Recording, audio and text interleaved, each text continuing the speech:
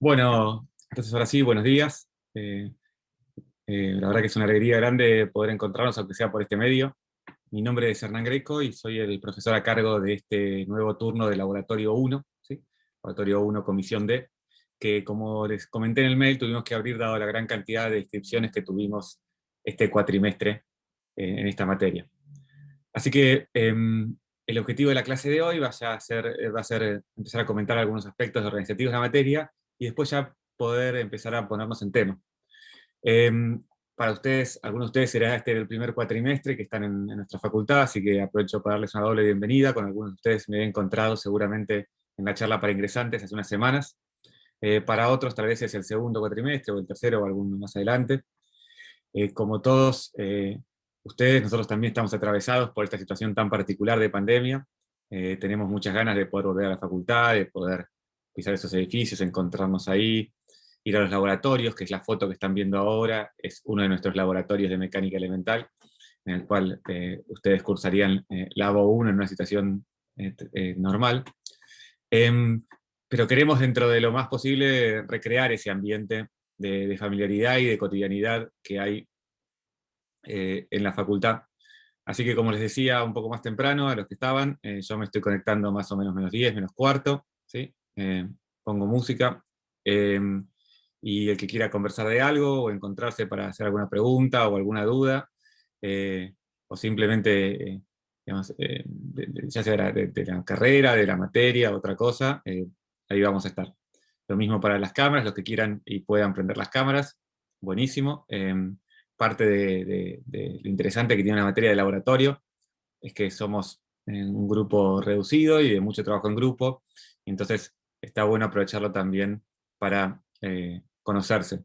Obviamente entendemos las situaciones individuales de cada uno, así que no es obligatorio, pero los que lo puedan hacer está bueno, ¿sí? Bien. Uy, esperen que no salió. No está. Bien.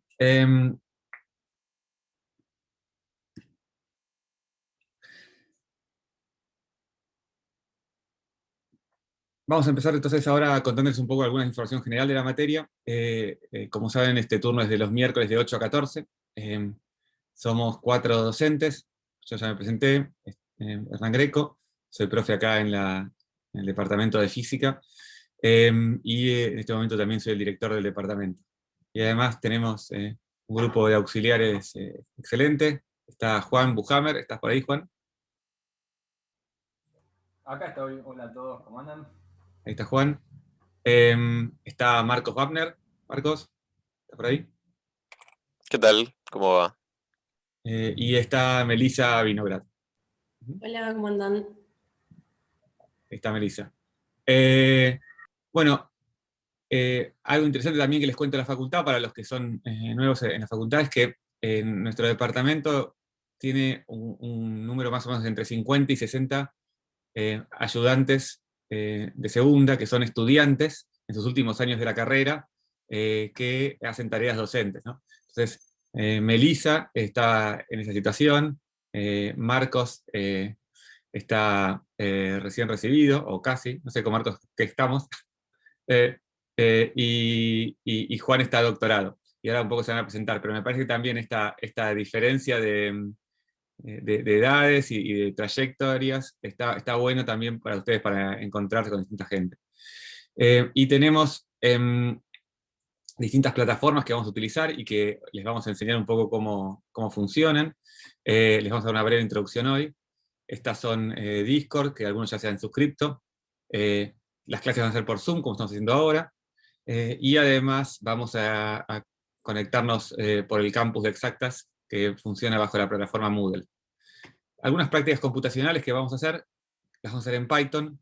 Como ustedes saben, Python es un lenguaje de programación que ustedes pueden instalar en su propia computadora, pero además en los últimos años ha habido algunos desarrollos de tecnologías que permiten poner esto online. Entonces, si no pueden instalar por el motivo que sea en su computadora, lo pueden hacer directamente a través de un sitio web que es Google Colab.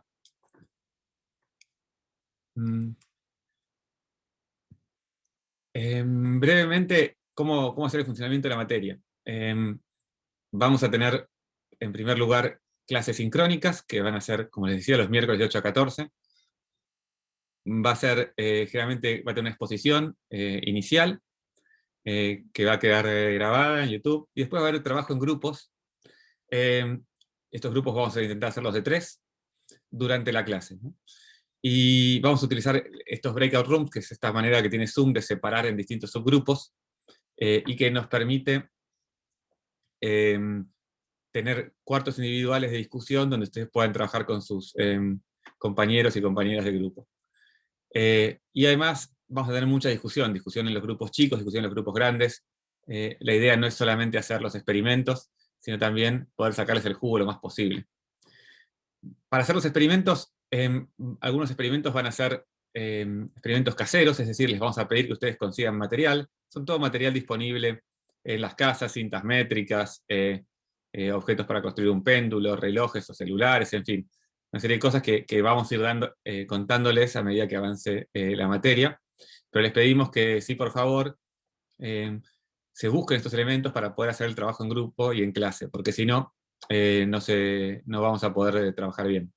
Y en ese sentido, si bien la idea es que todos los estudiantes del grupo realicen el trabajo, si alguno no pudiera hacerlo, porque por ejemplo el celular no tiene alguno de los sensores que vamos a utilizar, o la disponibilidad con la computadora o con una cámara es menor, eso no es un problema. Vamos ahora a contarles algunas pautas para que los grupos puedan tener al menos una persona en cada grupo que pueda llevar adelante sus experimentos. Siempre hay tareas para hacer, pero lo ideal es que lo hagan todos. ¿Y cómo hacer la evaluación? Bueno, vamos a tener 7 entregas grupales, que son básicamente subir al campus alguna cosa, puede ser un informe, un reporte, algún gráfico, alguna discusión. Vamos a tener un parcial individual y una charla final que va a ser grupal. Y además también vamos a estar observando 2 aspectos más de continuidad: el trabajo en clase y el cuaderno grupal de laboratorio, que ahora les vamos a contar qué es. Y brevemente, ¿de qué se trata la materia? Y esto lo vamos también a subir en el campus. Bueno, acá se ven todas las semanas, son 16 semanas de clase. La primera fue feriado, del 24 de marzo, y ahora estamos en la segunda semana, donde vamos a hablar de mediciones indirectas. Y brevemente, como pueden ver de este calendario, que tenemos mediciones indirectas, relaciones entre magnitudes físicas, diseño de experimentos, mediciones indirectas ahora, comparación de métodos de medición, ajuste de datos. Toda esta primera parte vamos a hacer experimentos de mecánica elemental, pero con un fuerte énfasis en algunas técnicas experimentales que son esenciales para poder hacer ciencia. No se trata simplemente de hacer una experiencia, sino de poder cuantificar esa experiencia, de contrastarla con un modelo, de poder informar el resultado. Todo eso es parte de la materia. Y en la segunda parte, sin dejar de usar estos conocimientos que aprendimos en la primera parte de la materia, vamos a hacer experimentos de fuerza de rozamiento, de fuerza elástica, de conservación de impulso y energía. Y en la última y tercera parte vienen una parte más, digamos, de funcionamiento diferente. Por un lado vamos a tener una clase de recuperación, en la cual si alguno no pudo venir algunas clases anteriores, ahí va a poder hacer los experimentos. Vamos a tener un parcial luego, y después vienen 2 clases de la preparación de la práctica especial, donde básicamente cada uno de los grupos va a recibir una consigna que va a profundizar sobre alguna de las prácticas que hicimos antes. El objetivo es poder dedicarle más tiempo y más análisis a estas prácticas, a algún experimento, y que ustedes se puedan poner en eso y sacarle la mayor cantidad de jugo posible. Después viene una fecha recuperatoria del parcial para los que lo necesiten, y finalmente la presentación oral de la práctica especial, que probablemente, dado la gran cantidad de inscriptos, tengamos que hacer un desdoblamiento en 2 clases, y eso lo vamos a conversar un poquito más adelante. Como les decía, nuestra carrera está organizada en distintas materias, y en los laboratorios es el momento para aprender ciencia haciendo ciencia experimental. Es el momento para aprender por un lugar, todo lo que tiene que ver con técnicas de medición, cómo uno hace para medir bien, y qué significa medir bien. Lo segundo es cómo contrasta esas mediciones con una predicción o con un modelo. Y lo tercero es cómo informa esos resultados, cómo lo comunica. Una parte importante de la ciencia es el aspecto comunitario, ¿no? No hacemos ciencia solos, hacemos ciencia con otras personas. Tenemos que ser capaces de leer los resultados de otros y de comunicar los de otros. Y entonces, para cerrar esta presentación, lo que vamos a hacer ahora es presentarnos los docentes un poquito más en detalle, porque como les decía, nos parece súper importante ganar este ambiente de familiaridad, así que les propongo que hagamos eso ahora. Si les parece, vamos a arrancar por Melissa, después por Marcos y después por Juan. ¿Sí? ¿Te parece bien, Meli? Qué vergüenza, pero dale. Bien, necesito que dejes de compartir pantalla. Sí. Te saco compartida, si no molesta. Bien, vamos acá. Bien, bueno, ¿me escuchan? ¿Todo bien, más o menos? ¿Alguien me lo confirma? ¿Se me escucha bien? Bien. Bueno, mi nombre es Melissa, yo voy a ser su ayudante de segunda, lo que significa que todavía soy estudiante de la facultad.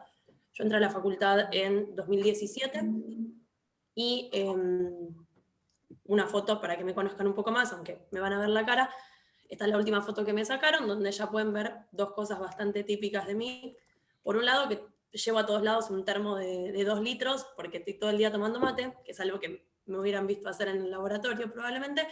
Y ahí da la casualidad que tengo una remera de Boca, porque bueno, soy bastante futbolera, así que me van a escuchar decir Boca como adjetivo, como sustantivo y como un montón de cosas. Actualmente en la facultad estoy haciendo laboratorio 6-7. Laboratorio 6-7 es un laboratorio también, como la materia que están haciendo ustedes ahora, pero que dista un poquito, porque ya no voy a un laboratorio con un montón de compañeros y compañeras a que me digan qué hacer, sino que en laboratorio 6-7 lo que hacemos es nos metemos en un proyecto de 1 año, vamos a un grupo de investigación donde tenemos un proyecto y tenemos que desarrollar ciertas cosas. Este acá es el montaje experimental que tengo para el experimento que vamos a hacer durante todo este año, que está ahí en la facultad, en un laboratorio que se llama FLIP, que es de fluidos y plasma. Y lo que vamos a hacer básicamente es esa pileta que ven ahí, va a ser ir moviéndola, si alguien ya hizo F1 quizás conoce la palabra forzado, para encontrar estos patrones y estudiarlos un poco. Pero básicamente, como estamos en pandemia, estamos mucho menos yendo al lago, sino que mi laboratorio se está basando por ahora bastante en hacer simulaciones, que no es más que nada que tenemos ciertas ecuaciones que sabemos que van a modelar el problema, y lo que estamos haciendo, como ven este gráfico acá, que lo hicimos ayer a la noche con mi compañero, es ir viendo, por ejemplo, en que distintos resultados, hacer simulaciones de ciertas ecuaciones para ver qué onda. Y también, como estamos en pandemia, mi laboratorio se parece mucho más a eso que ven ahí abajo, donde estamos en un Zoom con mi director.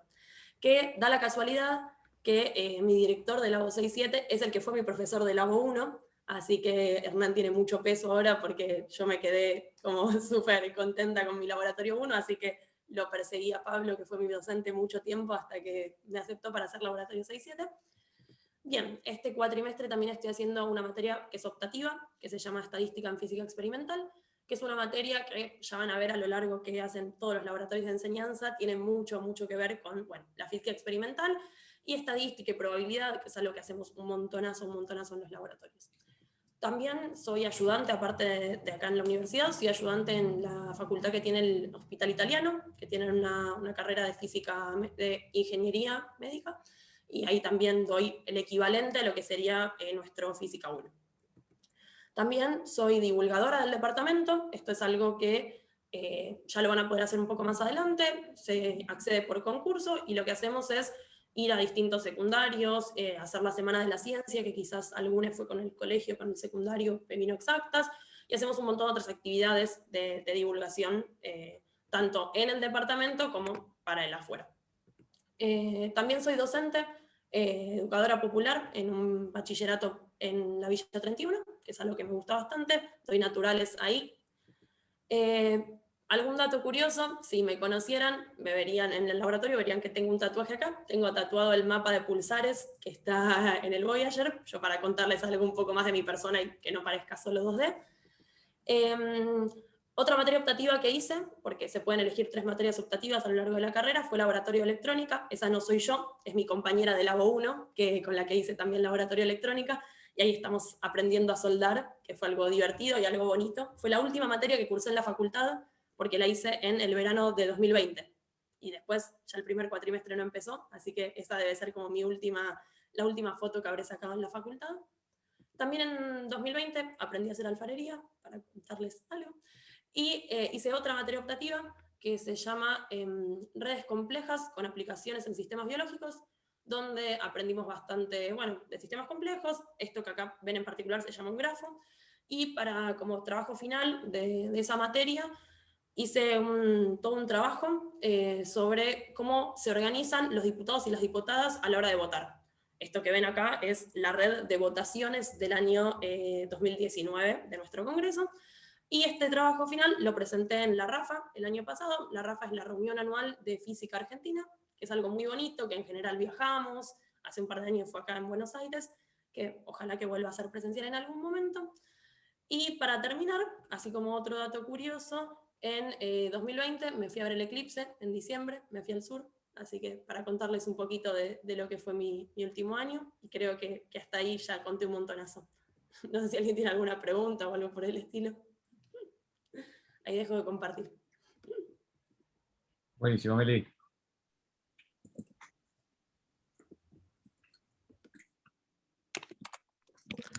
Buenas, ¿qué tal? Yo no tengo una presentación tan preparada porque estaba haciendo otras cosas anoche, pero ya verán qué estaba haciendo. Pero les cuento, soy Marcos, también soy ayudante de segunda.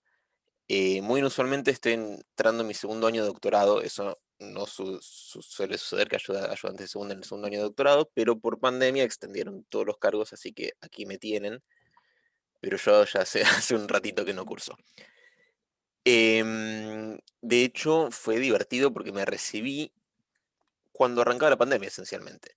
Cuando arrancaba el aislamiento, porque yo tenía fecha para defender mi tesis, que sí que no les cuento un poquito de qué era, para pónganle el 19 de marzo o algo así, y a medida que se acercaba la fecha me iban diciendo, no, sí, la tesis se va a hacer, pero con poco público, solamente 10 personas. Después, no, sí, se va a hacer, pero solamente con familia. No, se va a hacer, pero solamente con el jurado. Y al final me dijeron, bueno, la tesis no se defiende presencialmente, ¿qué querés hacer? Y me dieron la opción de defenderla presencial, virtualmente o por escrito. Se terminó diciendo que yo lo hiciera por escrito y creo que fue la única tesis que se defendió por escrito, porque después el departamento estableció algunas normas con las cuales se defienden las tesis virtuales, y que bueno, me recibí de una forma muy extraña. Ya que estamos, porque Mary les contó un montón de cosas, les quiero mostrar qué hice en la tesis porque es re divertido.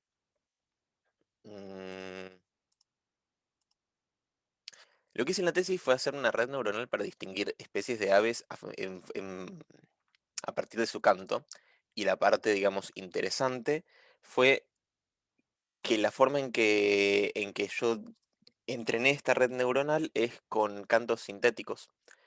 En el laboratorio de Gabriel Mindlin tienen un modelo matemático con el cual pueden generar, o sea, sintetizar cantos de distintas aves en función de parámetros, suenan distintas aves. Y con eso yo pude generar muchos cantos, entrenar una red neuronal y después darle cantos reales y diferenciar venteveos de chingoros. Otras cosas que hice fue, por ejemplo, bueno, el laboratorio 6 y 7 lo hice con Hernán. Lo que hice fue preparar o poner un poco a punto un tipo de microscopio que, bueno, en ese momento era muy nuevo, o más o menos muy nuevo, tenía pocos años, ahora ya tiene como el doble de edad de ese entonces, que es un tipo de microscopio que se llama SPIM. Esa fue como mi parte más súper experimental aplicada, donde era, o sea, mucho más cercano incluso a lo técnico. Eh, no les voy a contar de qué se trata el SPIM, porque eso ya me quedó muy atrás en el pasado, pero sí qué es lo que estoy haciendo ahora mismo. Mi, mm, mi tesis de doctorado es un poco más cercana a lo que fue mi tesis de licenciatura, que es sobre modelado matemático. Yo trabajo en lo que sería biofísica, pero totalmente, digamos, teórico. Yo no hago experimentos con bichitos, sino que me comunico con gente que los hace y constato datos con esa gente. Y lo que tenemos es así si esto corre. Ah, corre, no corre. Bueno, no corre. Básicamente, ahí va. Esto es un embrión de pececito y como ven se está desarrollando y ven esta cosa verde de acá. Esto es una onda de genes que se van expresando, o sea, verdes que se expresan, no verdes que no se expresan. Y lo que hago es básicamente modelar cómo sucede que esa onda viaja y cómo se coordinan las células entre sí para generar esa onda y esas cosas. Em, bueno, obviamente, además de hacer cosas en la facultad, en la facultad y la academia, quiero decir, soy persona. em, Me gusta mucho la música, desde bastante, bueno, sí, bastante chico, desde el secundario más bien, estuve haciendo cosas. Al principio me metí en una banda y durante mucho tiempo toqué la batería. Después empecé a tocar la guitarra clásica, después empecé a aprender composición, estudié 5 años de composición al mismo tiempo que estaba en la carrera de física, lo cual no fue nada fácil y eventualmente dejé composición. Y finalmente me metí en un coro y ahora estoy cantando semiprofesionalmente. Ponele. Me pagan por cantar, no es que eso implique que cante bien. Ahora en pandemia igual cantar está difícil, así que estamos cantando como virtualmente desincronizados o recién ahora arrancaron ensayos con barbijo y poca gente, es interesante.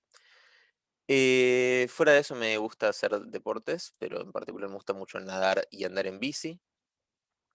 Y sobre cualquier boludez que quieran charlar extra, digamos, extra académico o académico, siempre pueden preguntar. Vamos a estar ahí, bueno, en clase, y estamos también en Discord si tienen dudas fuera de horario, estamos disponibles.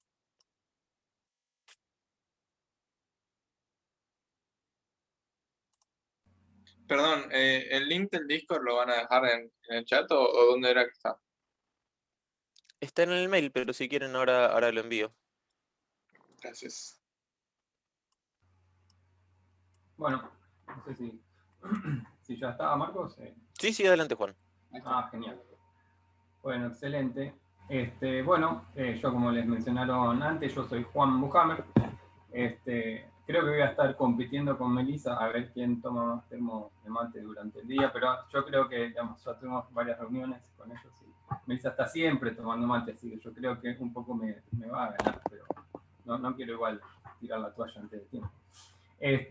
Bueno, yo tengo la particularidad, como les dijo Hernán antes, yo estoy doctorado, de hecho trabajé en mi tesis doctoral con él, y yo soy de formación original, soy ingeniero electrónico.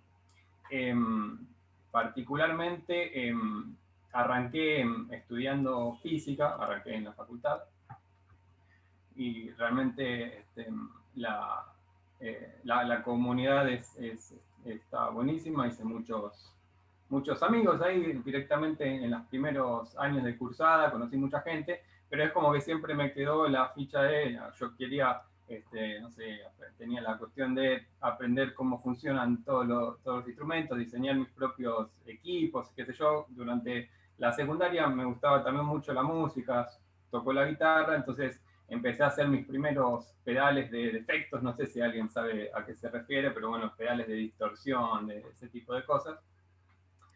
Y me interesé mucho por la electrónica, entonces decidí hacer una carrera de eso, básicamente.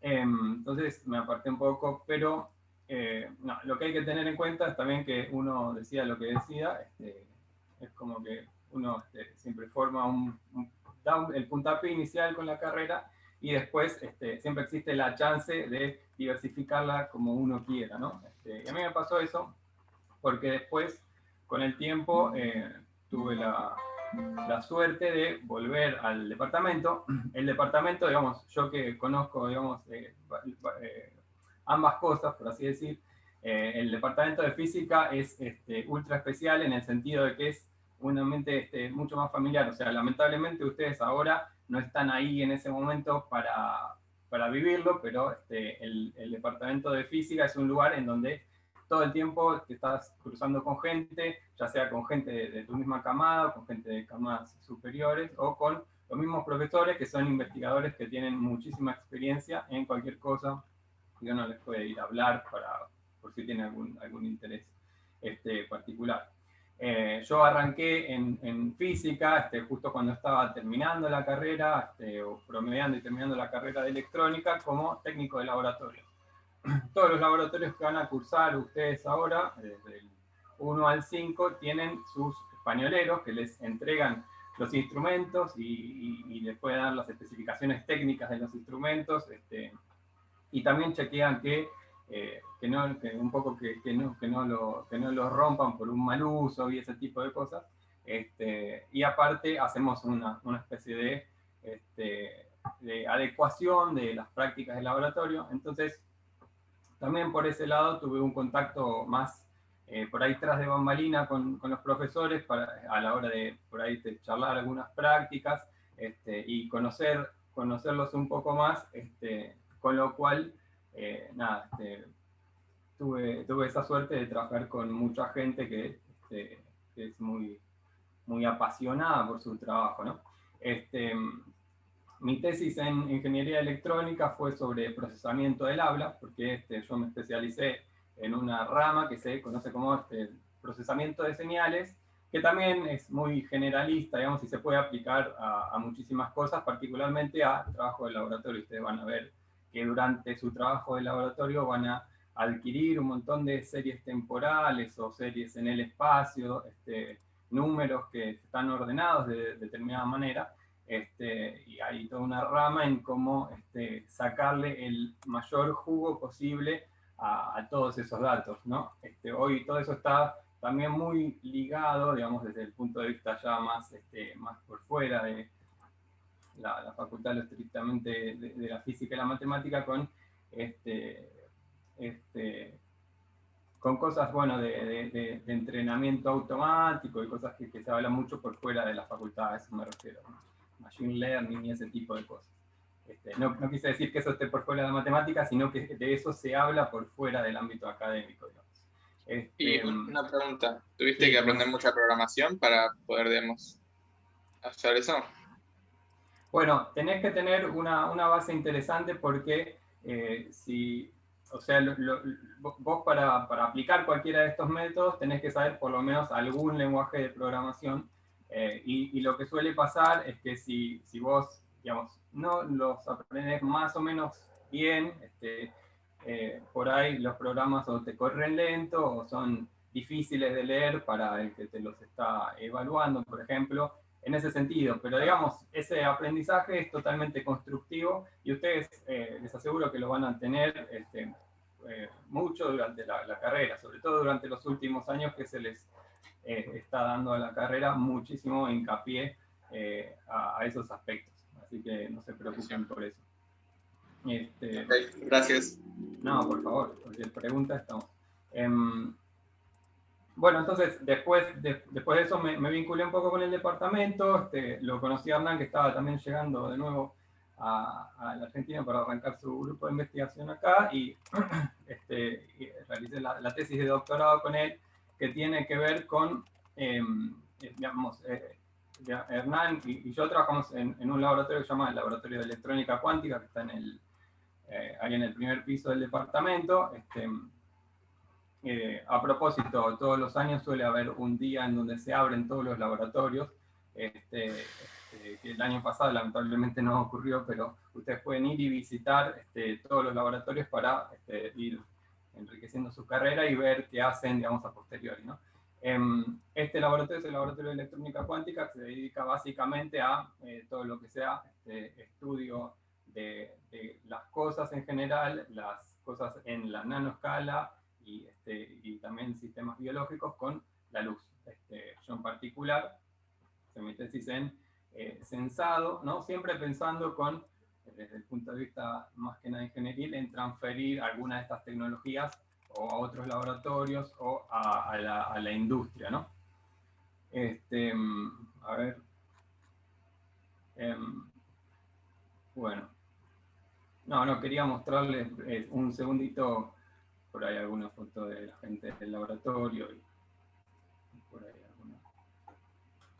esta es una selección que estaba en mi defensa de tesis, donde pueden ver que, digamos, los laboratorios son mucha gente agrupada, cosa que uno ya no está acostumbrado a ver, y realmente uno hace una serie de muchísimos conocidos y amigos durante la carrera y la cursada.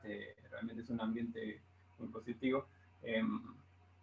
Y por ahí un pequeño resumen de las cosas que estuve haciendo está acá a ver en estas fotos, en donde, digamos, la idea fue agarrar estas técnicas del laboratorio y llevarlas de algún modo a algún tipo de industria. Por ejemplo, implantamos algún sensor en alguna planta de transferencia de intercambiadores de calor industriales. También hicimos cosas de microscopía y demás. Obviamente, después por ahí podríamos hacer quizá incluso un tour virtual por el laboratorio o algo de ese estilo y charlar con un poco más de detalle de todas estas aplicaciones. Bueno, voy a parar ahora porque si no voy a seguir divagando mucho tiempo más. Hernán, te dejo la palabra.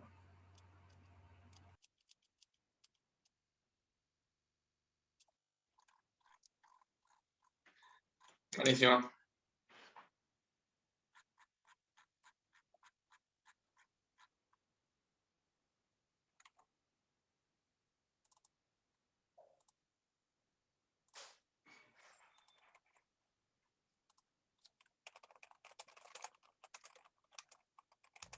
Está muteado. Está muteado.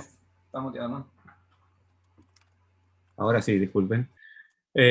Bueno, entonces, como les decías, soy Hernán Greco, soy profesor del Departamento de Física desde 2013, investigador de CONICET desde el mismo año.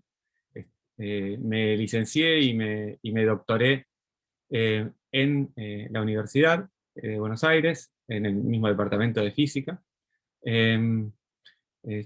Mi defensa de tesis, Marcos, no fue tan loca como la tuya, pero fue en diciembre de 2001, así que, digamos, también fue complicada. Y como un poco después de doctorarme, fui a hacer un postdoc a Alemania, donde estuve después de líder de grupo en un instituto Max Planck.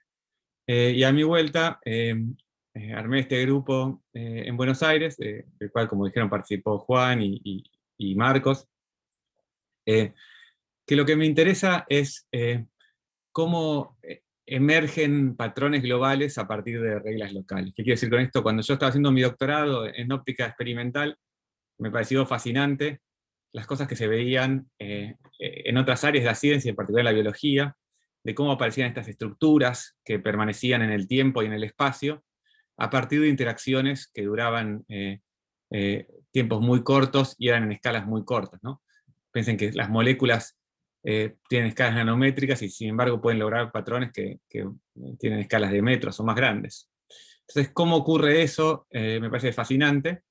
Y lo interesante también es que esto tiene un problema práctico para avanzar, que es que básicamente es muy difícil cuantificar lo que queremos cuantificar, es muy difícil definir el sistema que tenemos que definir, es muy difícil hacer el análisis y la síntesis que uno haría en otro sistema, de partir el sistema en pedazos y volverlos a juntar, porque justamente las propiedades que nos interesan muchas veces emergen de la interacción entre estas partes.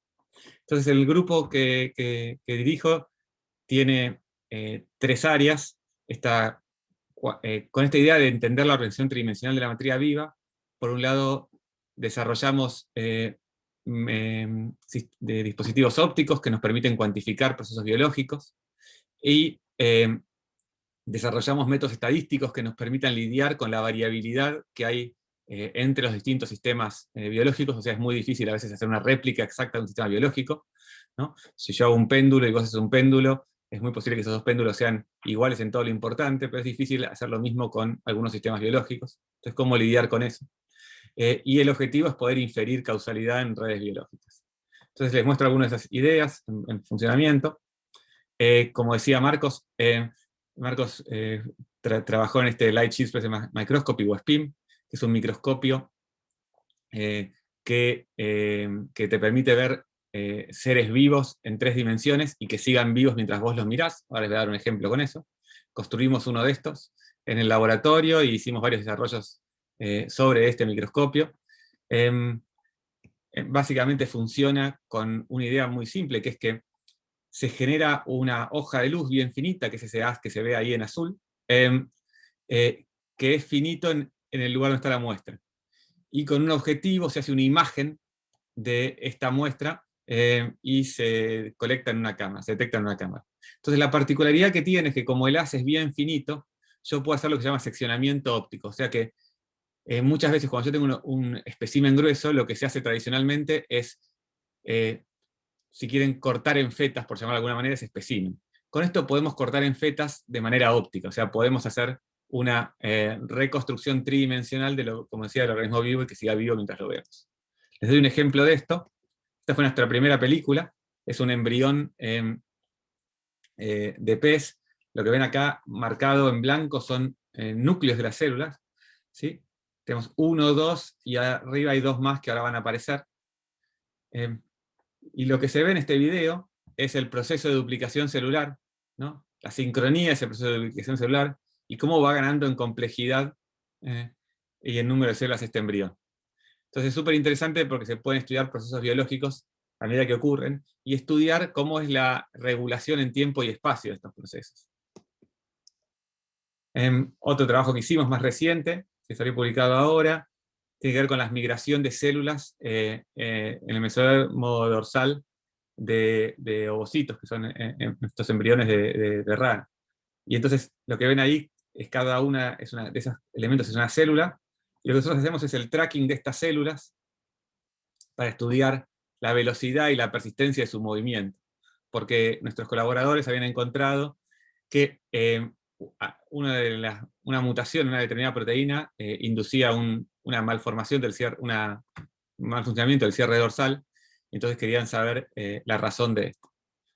Entonces es interesante varias cosas, que uno es, como se ven, es aplicar métodos biológicos, pero además, aplicar métodos ópticos, pero después con esos resultados ópticos, imágenes, secuencias temporales de intensidad en función del tiempo, poder hacer una cuantificación que nos permita derivar algún observable biológico susceptible de ser modelado. Y otro aspecto importante para remarcar es que, como ven en las transparencias que puse hasta ahora, esto lo hacemos mucho en colaboración. Esta área de la ciencia es muy interdisciplinaria, y es súper interesante la posibilidad de poder hablar con otras personas, entender cómo piensan, cómo ven ellos el mismo problema, etc., ¿no? Requiere una gimnasia. Y lo estamos utilizando, este tipo de ideas, para estudiar un proceso que se llama apoptosis, que es la muerte celular programada, que parece un nombre horrible o poco común, pero en realidad es una parte esencial de la vida. Continuamente las células de tu cuerpo se están duplicando y están muriendo, y ese proceso de muerte celular ocurre normalmente. Es fundamental para la homeostasis. Y además es fundamental también durante el desarrollo. En muchos tejidos se forman mediante la muerte de algunas células que cumplen un rol en alguna etapa inicial. Y lo interesante es que esta red está mediada por 3 proteínas que se llaman caspasas, que están ahí marcadas: caspasa 8, caspasa 9 y caspasa 3, y que cortan otras proteínas durante el proceso de apoptosis. Entonces nosotros lo que podemos hacer es monitorear en qué momento se activa cada una de estas proteínas que están dentro de la célula, y poder hacer un histograma que mide el tiempo entre, por ejemplo, la activación de la caspasa 3 y la caspasa 8, entre el tiempo de la caspasa 3 y la caspasa 9. Si quieren, es como pensar un circuito eléctrico en el cual yo mando un pulso de electricidad y me fijo cómo ese pulso va viajando por adentro de la red. Lo que pasa es que estas redes biológicas son complejas, tienen feedbacks, tienen múltiples puntos de conexión al mismo lugar, y entonces no es trivial entender cómo fluye la información por esta red, ¿no? Una cosa importante es que nada de esto que estoy contando sería posible sin el trabajo de mucha gente, ¿no? En particular, como decía Marco, estuvo trabajando en el proyecto de armar un SPIM. Agustín Corbat estuvo trabajando en este proyecto de apoptosis, que es estudiante de doctorado. Bruno Moretti hizo su licenciatura y su doctorado en el proyecto de construir el SPIM. y el estudio que vieron de la migración de células en ovocitos. Y como decía, lo aplicamos a una variedad de problemas. Por ejemplo, esto es el desarrollo de un embrión de mosca. Cada punto nuevamente es una célula, y fíjense cómo se van formando patrones claramente distinguibles que van formando sus segmentos. Y lo que queremos hacernos, la pregunta que queremos hacernos acá es, combinando lo que les conté de apoptosis, que podemos seguir cómo fluye la información dentro de una red biológica, y estas técnicas de microscopía, queremos entender qué células se mueren, cuándo y por qué. Y eso es lo que nos gustaría hacer. Mucho de lo que intentamos hacer intentamos que tenga aplicaciones hacia la industria. Juan les contó que durante su doctorado intentó llevar, y de hecho lo hizo exitosamente, técnicas de la industria. Una de las cosas que estamos haciendo ahora es una interacción con YPF Tecnología para trasladar algunas de estas técnicas al estudio de la roca, que es súper interesante. Y además, más recientemente, trabajando junto con gente de la Facultad de Arquitectura, Diseño y Urbanismo, diseñamos una versión de este microscopio susceptible de ser transferida a otros espacios. Un aspecto que es difícil es, yo tengo mi equipo en el laboratorio, y cómo hago para que otro grupo de gente lo pueda usar, siendo que nosotros no fabricamos productos.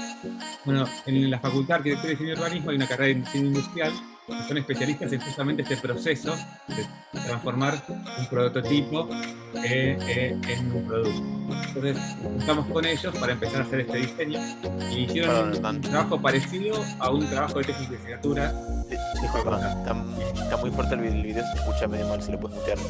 Ah, bueno. Y... ¿qué puedo ver? Ahora les dejo el video un minuto y les muestro el objetivo final.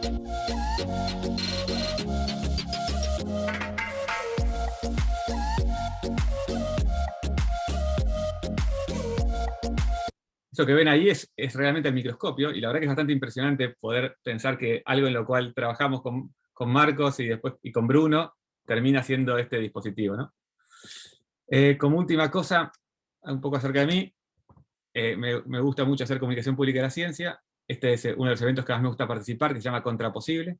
Es un evento de ciencia y ficción, donde hablamos de cómics, de series, de películas, de juegos, de videojuegos. Y la razón por la cual es el que más me gusta participar es porque la interacción con el público es increíble. Realmente lo hacemos generalmente en el C3, y de vuelta ojalá que lo podamos volver a hacer. Es un ambiente muy, muy agradable, muy cálido, y la verdad que nos divertimos mucho. Hacemos una vez por año, y están las charlas en YouTube si las quieren ver. Y además programo bastante también.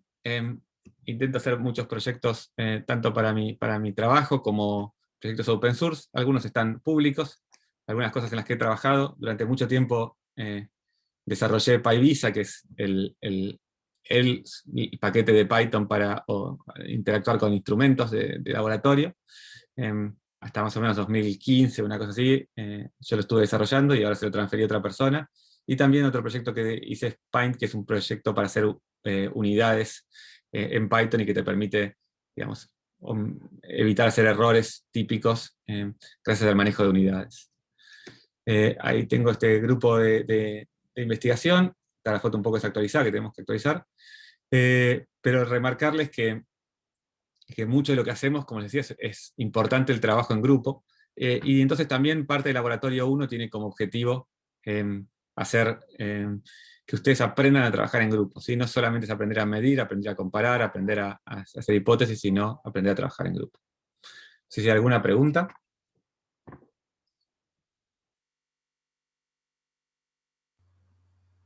Yo quiero hacer una acotación, y es que, relacionado con esto último que dijo Hernán, creo que estuve 1 o 2 años usando PyVisa, incluso trabajando con él, y cuando voy a consultar a quien le hacía una pregunta, recién ahí descubrí que era el que lo estaba manteniendo, así que es algo que se usa realmente. Yo hago una acotación parecida, creo que en todos mis laboratorios me metí al repositorio de Hernán a fijarme cómo hace él para comunicarse con los aparatos y todo. Creo que te he robado mucho código, la verdad. Perfecto, para eso está.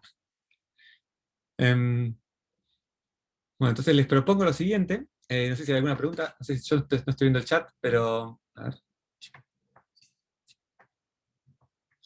Bueno, buenísimo. Son ¿qué hora es? Las 9 menos 10. Les propongo que hagamos una breve pausa de 15 minutos, ¿sí? Y arrancamos con la segunda parte de la clase donde ya nos metemos en el tema. ¿Les parece bien? ¿Sí? Dale, sin problema. Buenísimo. ¿Sí? Nos vemos 9:05 puntual. Ok.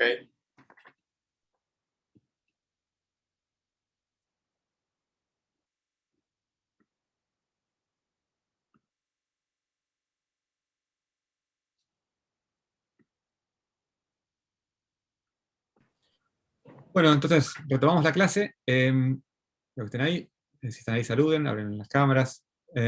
Y como les decía, un poco el objetivo de esta segunda parte de la clase, luego de la presentación, es que estemos todos en sintonía respecto a las herramientas que vamos a usar computacionales. ¿Sí? Sobre todo en virtualidad es muy importante que todos conozcan las herramientas que pueden usar y cómo las vamos a usar durante la materia para garantizar la comunicación. No todo lo que sirva para mejorar la comunicación es bienvenido. Entonces, como les decía, vamos a utilizar Zoom, que es lo que estamos usando ahora, y vamos a utilizar lo que se llama la función de breakout rooms, que es una manera de separar esto en grupo, en distintos grupos menores. Entonces, yo no sé si todos han utilizado el breakout room, le pido no sé, que pongan alguna manito o algo para ver si lo usaron o no lo usaron. ¿Sí? ¿Algún dedo para arriba, los que lo usaron? ¿Sí? Sí, sí, lo usamos. Buenísimo, todos lo conocen. ¿El resto no lo conoce? Porque bueno, si no lo conocen, lo que vamos a hacer es brevemente, creamos un breakout room y los movemos ahí al final de la presentación, así lo prueban. ¿Sí? La segunda herramienta que vamos a utilizar es Discord, que es como una especie de chat, por decirlo de alguna manera, en realidad es mucho más que eso. Y ahora se los va a mostrar Marcos. ¿Querés, Marcos, contarles cómo es? O sea, ¿les muestro ahora?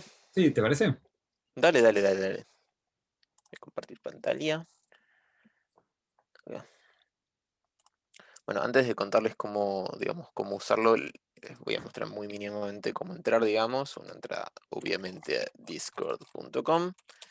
Si no tienen, acá entran, obviamente, bla, bla, bla. Si no tienen una cuenta, se la crean, etcétera, etcétera. Yo ya tengo una cuenta que me creé ahora para esto.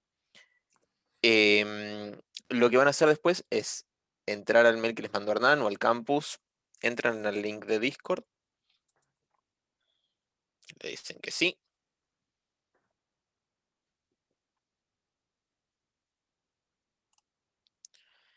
Y una vez que entran acá, van a ver que tienen estos canales disponibles, digamos. Si voy a mi cuenta personal y me doy el rol de estudiante.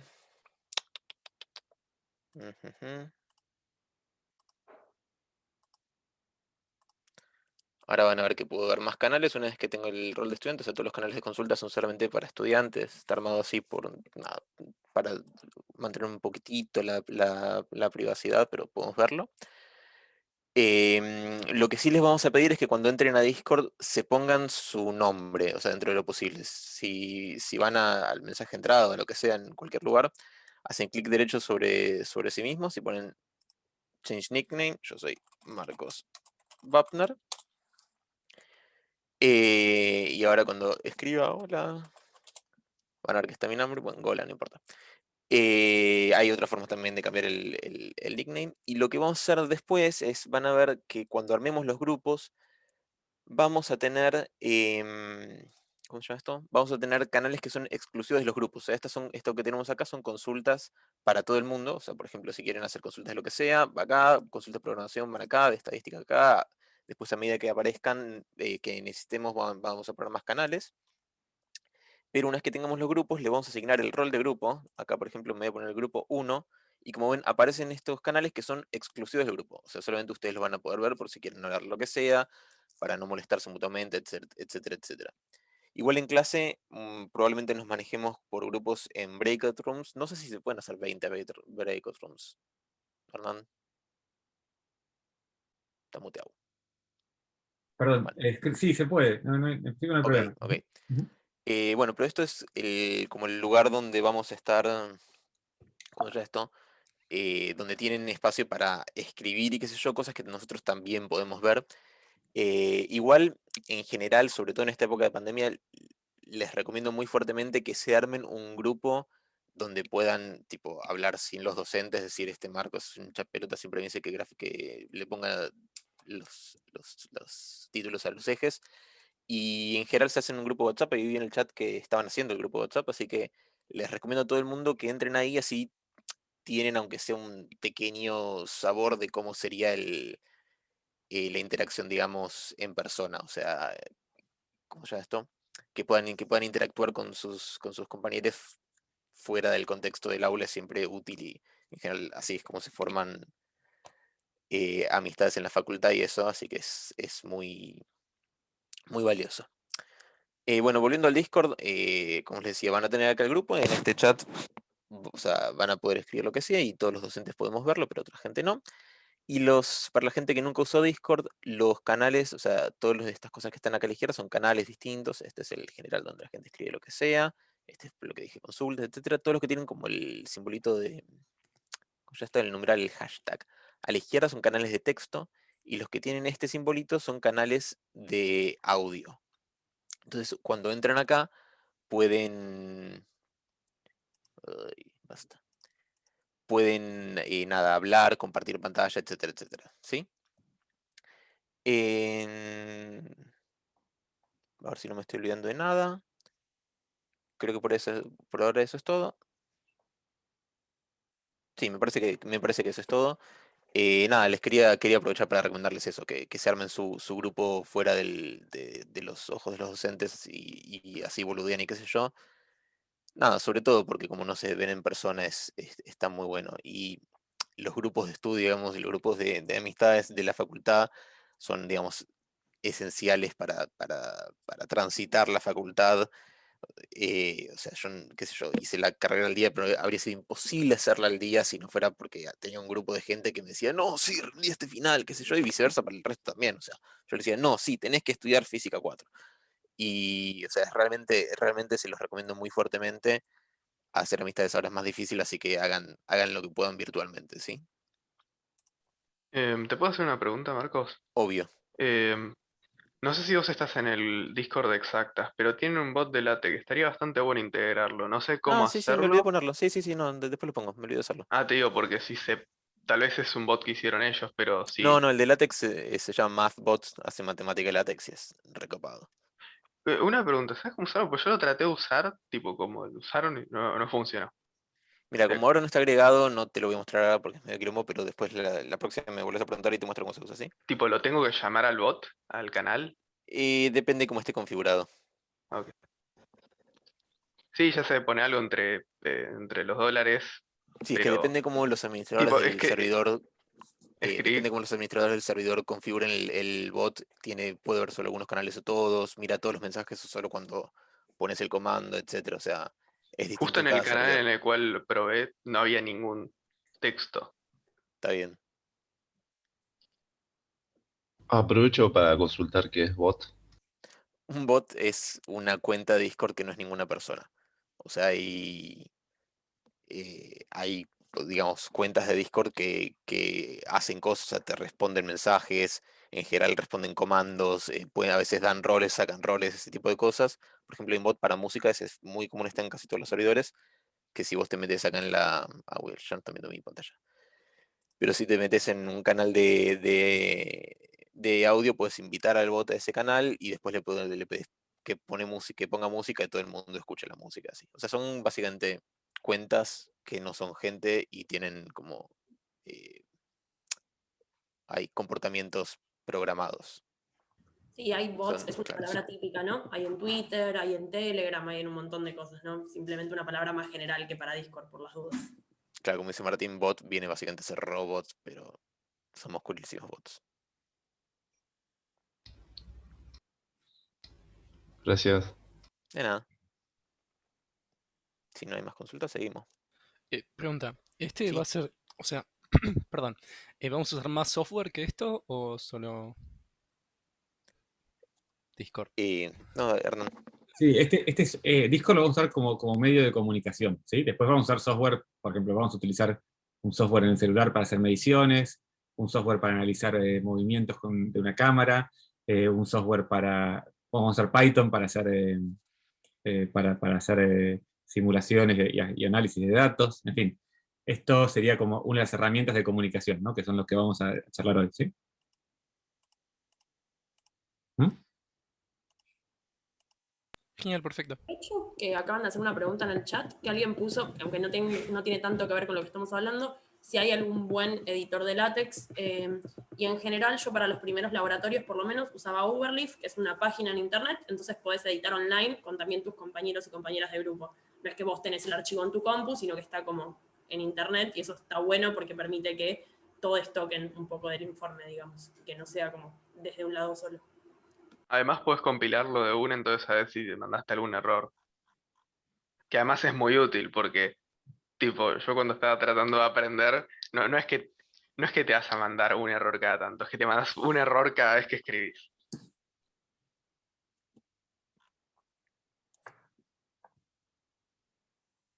Para Bueno, los chicos, que ¿sí? no sé si todos saben lo que es látex, porque quizás estamos hablando de cosas que ya más adelante de la carrera lo tenemos más claro. Es como un editor de texto, ¿no? Podemos decirle así, tiene ciertas facilidades para escribir ecuaciones y cosas matemáticas, tiene un montón ya de cosas bonitas en las que estamos acostumbrados a hacer informes y un montón de cosas, como para decirlo de manera muy criolla.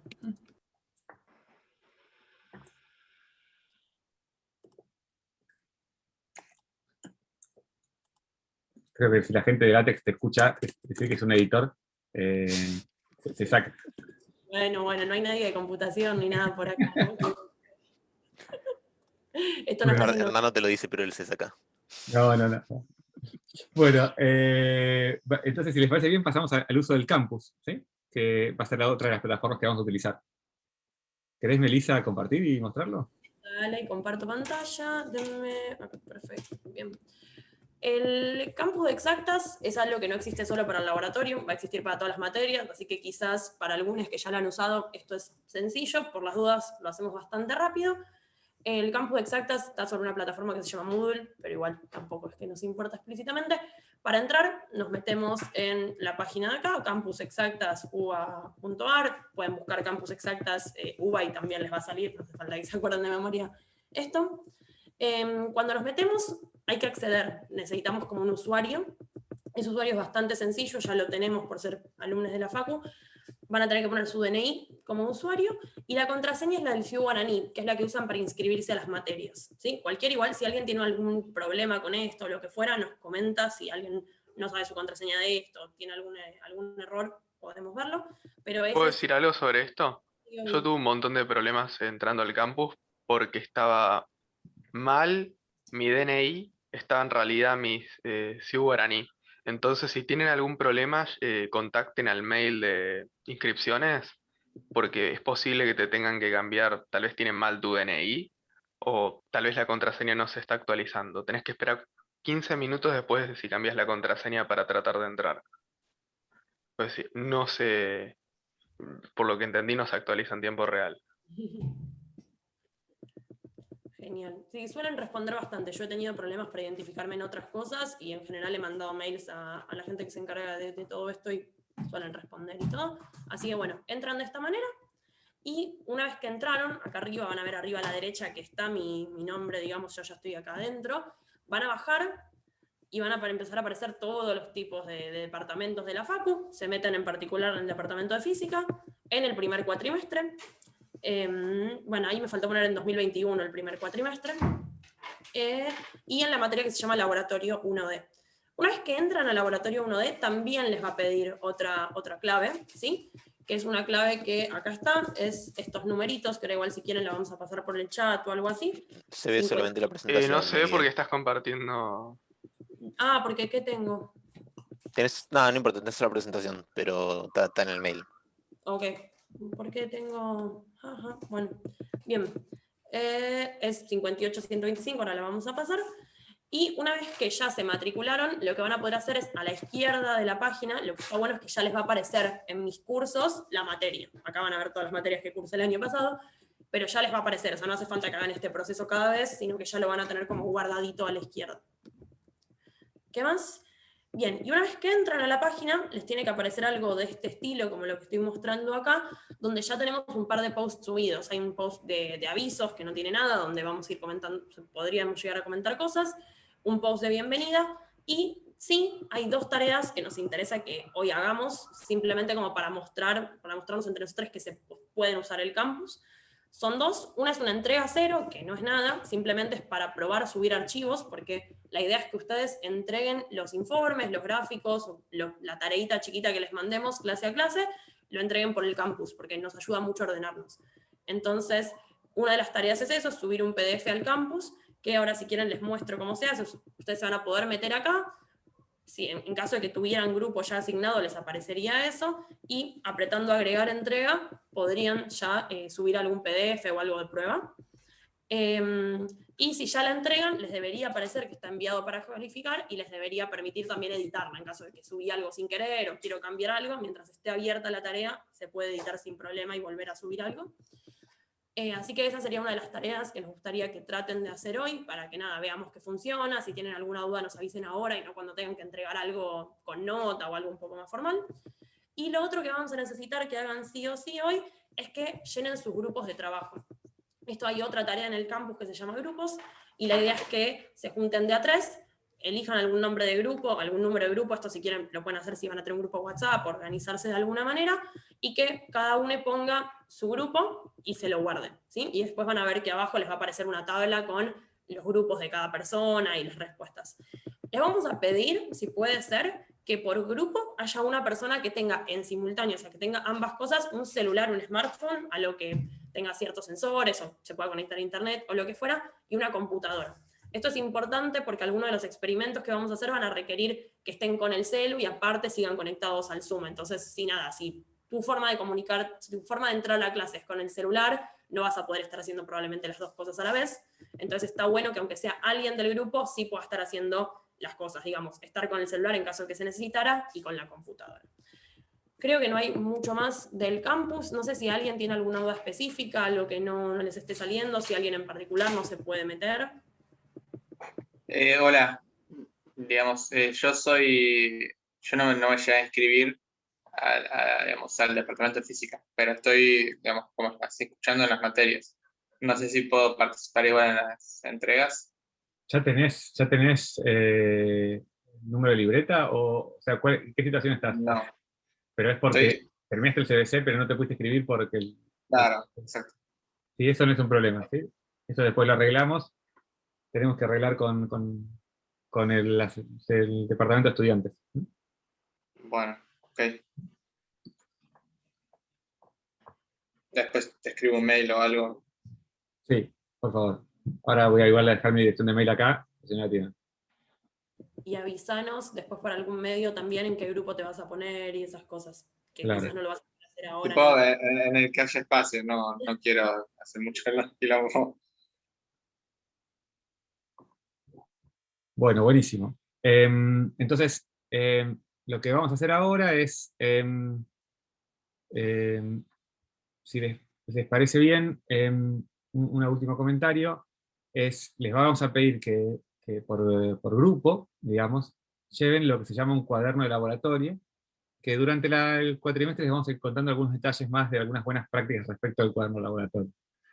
Pero en breves palabras, un cuaderno de laboratorio es una bitácora del trabajo que van haciendo en investigación.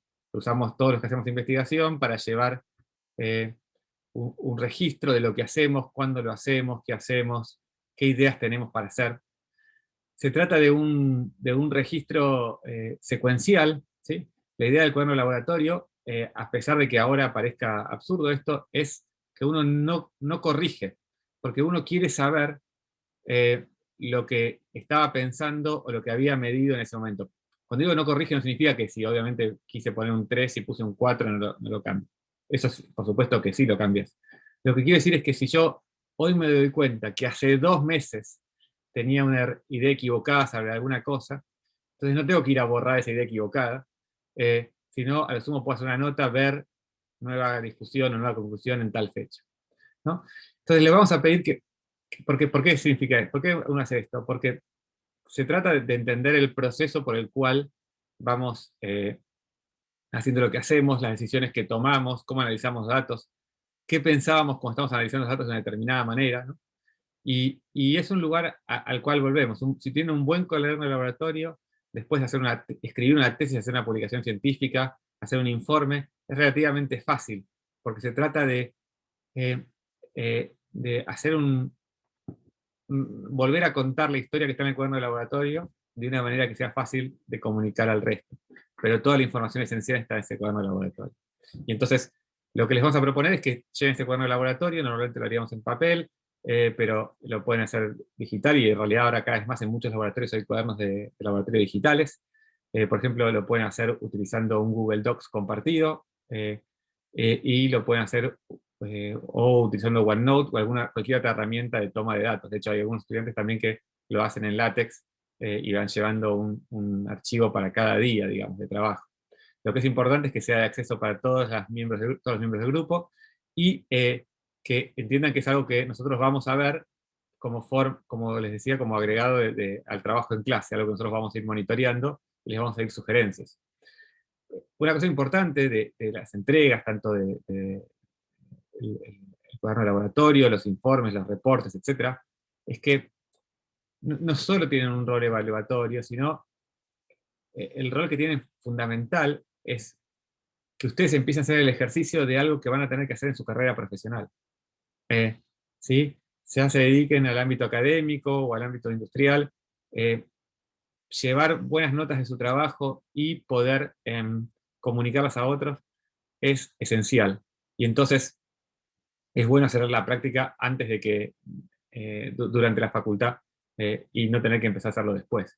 Y como les vamos a ir mostrando, hay buenas guías, buenas formas de hacer esto, y otras que han mostrado no ser tan buenas, que básicamente tienen que ver con la experiencia de una persona que ha transitado la investigación durante muchos años, y a veces tiene que volver atrás para ver qué hizo en determinada fecha o en determinado tema, etc., ¿no? Algunas de esas cosas se las vamos a ir transmitiendo a medida que avancemos y vayamos viendo los cuadernos laboratorios. ¿Sí? Bueno, entonces, les propongo ahora, voy a hacer pausa en la grabación, y les pido que formen los grupos, ¿sí? Y así nosotros vamos, mientras hacemos toda la exposición, vamos configurando el Discord y todo lo demás para que puedan hacer los grupos, ¿sí? O sea, no sé si algunos se conocen y ya quieren formar grupos juntos, genial. Y si no se conocen, es un buen momento para conocerse, ¿sí? Normalmente lo que uno hace en laboratorio se encuentra y dice, bueno, formamos un grupo, listo, chao. Si todavía no se conocen, simplemente agréguense en un grupo al azar, es una gran oportunidad para conocer gente. Bueno, entonces continuamos con la clase. Quería hacer ahora, en esta breve introducción, algunas de las ideas fuerza que van a estar a lo largo de todo el curso, ¿no? Entonces quería empezar con un clásico, seguramente algunos de ustedes lo conocen.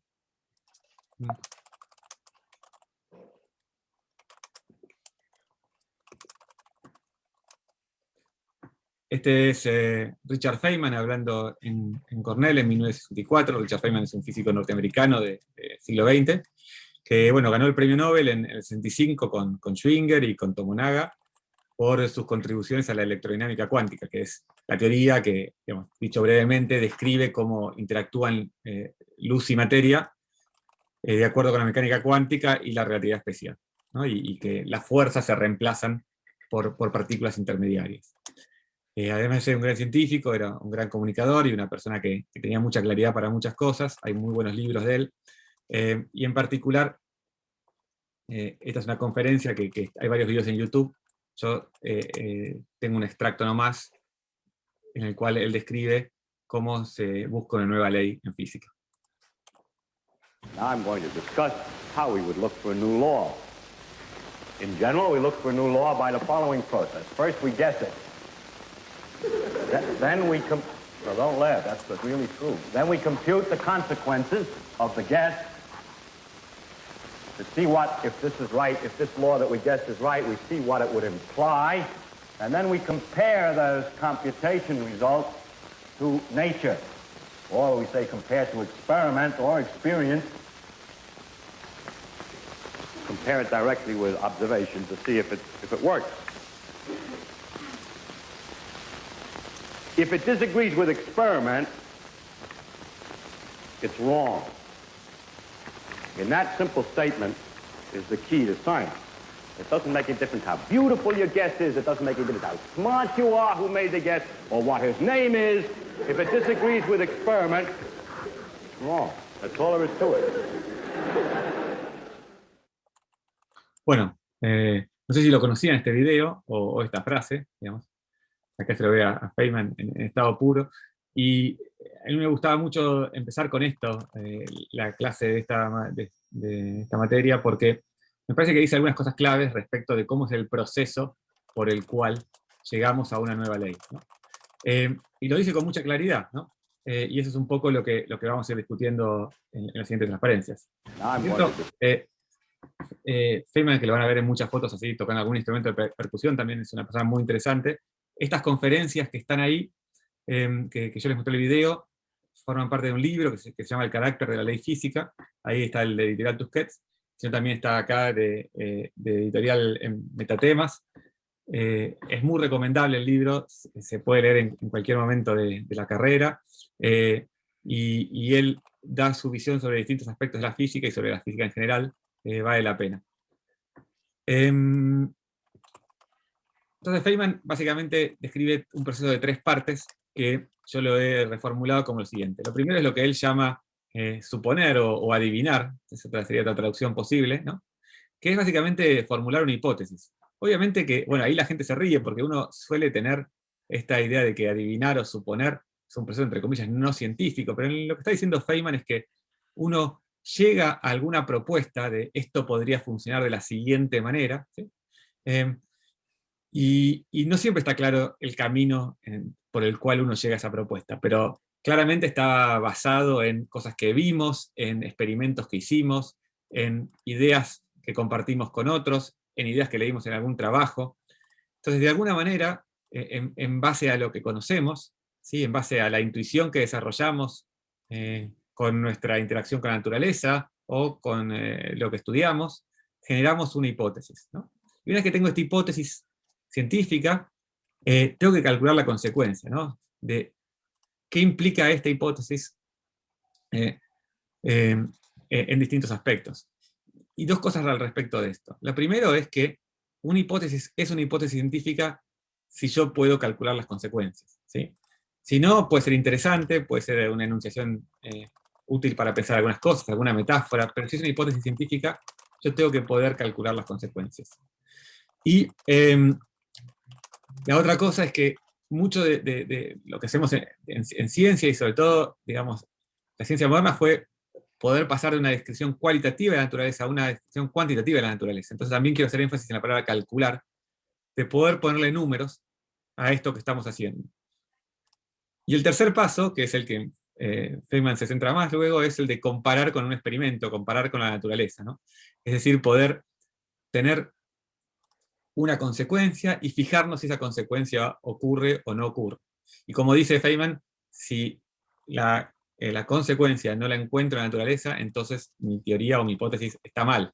No importa qué tan linda sea, no importa quién la haya dicho, no importa los títulos de esa persona, está mal. Lo que es interesante de todo este proceso, ultra simplificado, es empezar a desgranarlo y entender qué realmente está diciendo con formular la hipótesis, con calcular las consecuencias, y sobre todo, en el marco de esta materia de laboratorio 1, con comparar con la naturaleza, ¿no? Entonces, como una primera idea así general, si yo tengo que hacer una esquemita, diría que, bueno, yo tengo una teoría, la teoría hace predicciones, y en particular hago una predicción sobre un determinado experimento, y ese experimento es el que tengo que hacer, ¿no? Entonces, ustedes seguramente en el secundario o en pensamiento científico del CBC habrán visto Popper y distintos epistemólogos de cómo es el proceso. Entonces yo quería mostrarles ahora con algunos ejemplos concretos algunas de estas ideas, ¿sí? Y elegí algunos que me gustan a mí, por supuesto hay muchos más, ¿sí? Vamos a empezar con un pequeño evento dentro de lo que alguna vez llamé la pelea más larga de la historia de la ciencia, que es la discusión acerca de la naturaleza de la luz, ¿sí? ¿Es la luz son ondas o son partículas? Esa es una discusión que se dio durante cientos y cientos de años, ¿no? En este ring imaginario está por un lado Newton, ¿sí? Que obviamente es uno de los grandes de la ciencia, y por lo tanto está solo en su esquina del ring, aunque obviamente hubo otras personas que pensaban que la luz era corpuscular, pero ciertamente Newton fue la figura más influyente. Y del otro lado se apilaban contendientes, Hooke, Huygens,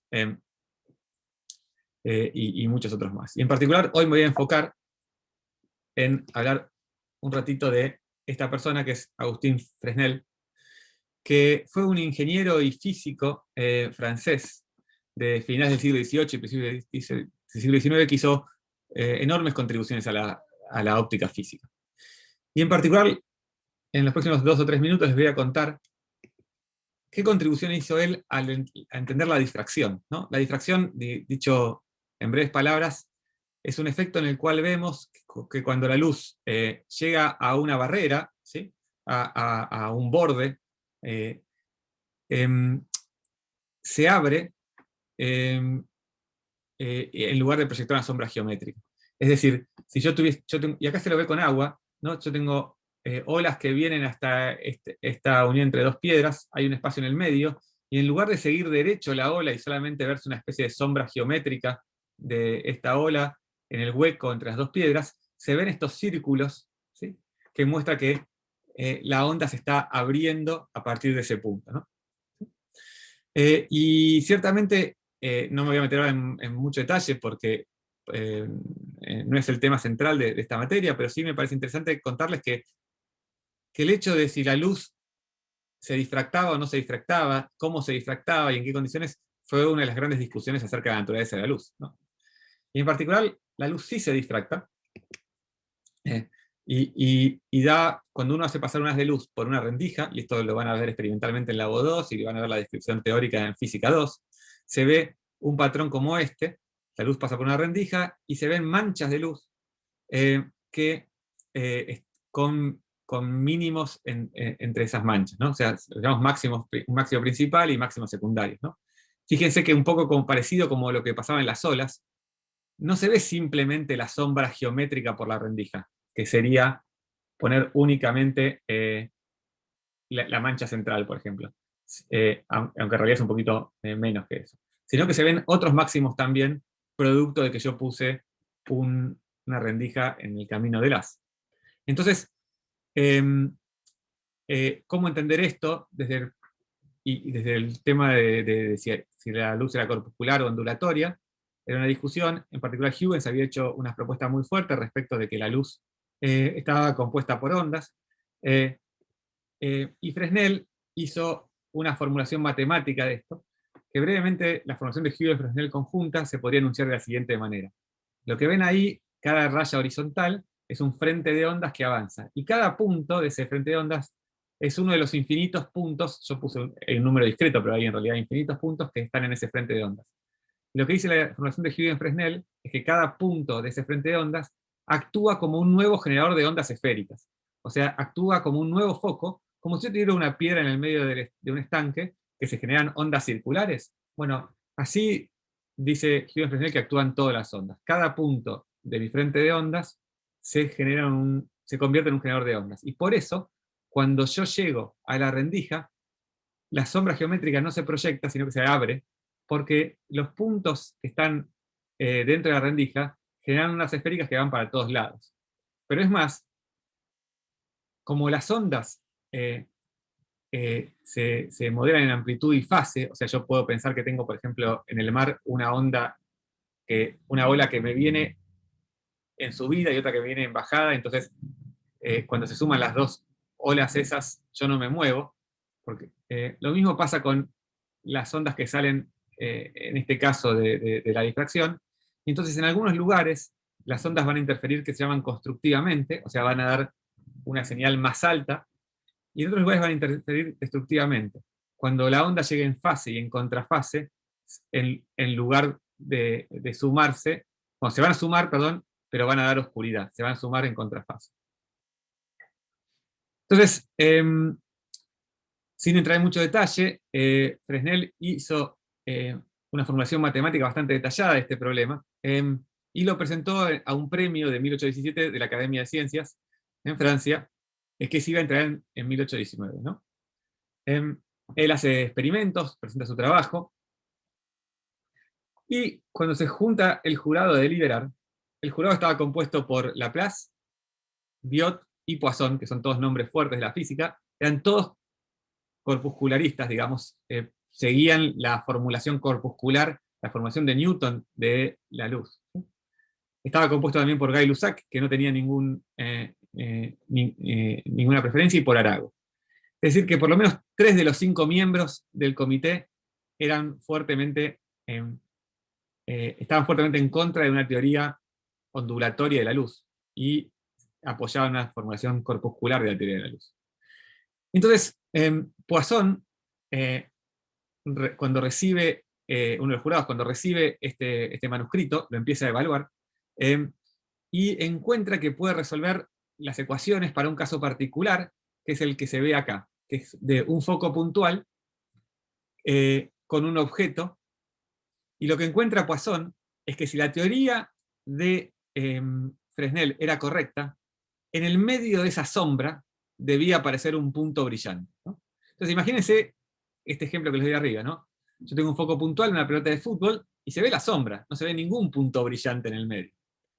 En cambio, la formulación de Fresnel decía que debería aparecer un punto brillante en el medio. Poisson esto seguramente lo debe haber visto como una estocada mortal a la teoría de Fresnel. Y sin embargo, Arago dijo, bueno, ¿saben qué? Hagamos el experimento, ¿no? Siguiendo lo que había dicho Feynman, calculamos las consecuencias son que tiene que haber un punto brillante en el medio del disco de sombra, veamos si ese punto existe. Bueno, acá les voy a mostrar una versión moderna de ese experimento, musicalizada. Lo que ven acá es un telescopio, y lo que van a hacer es van a interponer una moneda en el camino, haciendo el papel de la pelota de fútbol, y en este punto brillante es la imagen del patrón de sombra. Ahí agarran la moneda, la ponen.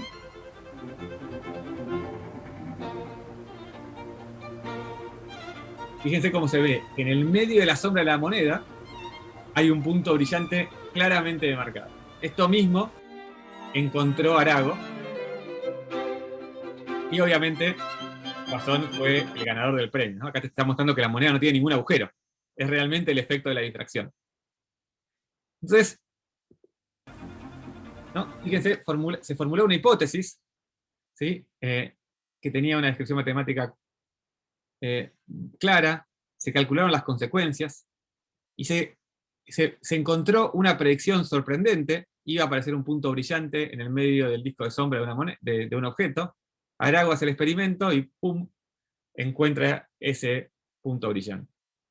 ¿Sí? Reforzando la confianza en la formulación de Gibbons-Fresnel sobre la naturaleza ondulatoria de la luz. Y además en la formulación de matemática de cómo se propagaban esos haces.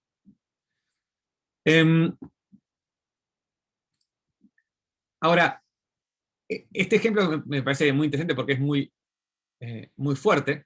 Se ve el punto o no se ve el punto, pero muchas veces lo que ocurre es que hay más sutilezas, hay niveles de grises, hay cosas que tenemos que evaluar si se parecen o no se parecen. Y uno de estos ejemplos surge de mirar el cielo y seguir la posición de las estrellas y los planetas. Ustedes saben que desde la antigüedad muchas personas se dedicaron a estudiar el cielo desde tierra y poder encontrar las regularidades en el cielo. Y por eso se podían predecir eclipses o posiciones de planetas, etc. Esas regularidades estaban basadas en dos cosas. Primero en la observación del cielo, y después en tener algún tipo de modelo. Ustedes saben que los primeros modelos eran geocéntricos, con órbitas circulares, y después se agregaban otro tipo de complejidades, epiciclos diferentes, ese tipo de cosas. Y ciertamente los modelos encajaban muy bien con las mediciones de la época. Pero un astrónomo del siglo XVI, Tycho Brahe, hizo las mediciones más precisas del cielo hasta la época jamás hechas. Por cierto, Tycho Brahe había observado en 1572 una supernova en Casiopea, ¿sí? Y había publicado sus observaciones, lo cual lo habían hecho uno de los astrónomos más famosos de su época. Y fue interesante, algunas personas tienen este momento como el inicio de la ciencia moderna, porque es el momento en el cual los científicos, o si quieren, la gente que está dedicada a la astronomía se da cuenta que el cielo no es inmutable, aparece una nueva estrella, ¿sí? De hecho, el libro que publica se llama Stella Nova, Nueva Estrella. Entonces, que los cielos no sean más inmutables significa que hay cosas nuevas por estudiar que no habían sido estudiadas por los antiguos y que valía la pena ser estudiadas. Por supuesto que esto es simplemente un hecho dentro de lo que es un proceso, y no tiene sentido simplificar la historia hasta ese momento, pero sí nos da la idea de que los científicos, a partir del Renacimiento, y no solamente los científicos, también los arquitectos, los pintores, los escultores, descubren que podían hacer las mismas cosas que se hacían en la antigüedad, pero de una manera mejor, que había otras cosas nuevas por aprender, y eso inicia, si quieren, toda la revolución científica. Bueno, entonces, siguiendo con la historia de Tycho Brahe, con el apoyo del rey Federico, Tycho instala un palacio que se llama Uraniborg, y que es tal vez uno de los primeros institutos de investigación donde construye un observatorio, ¿no? Tycho se da cuenta de que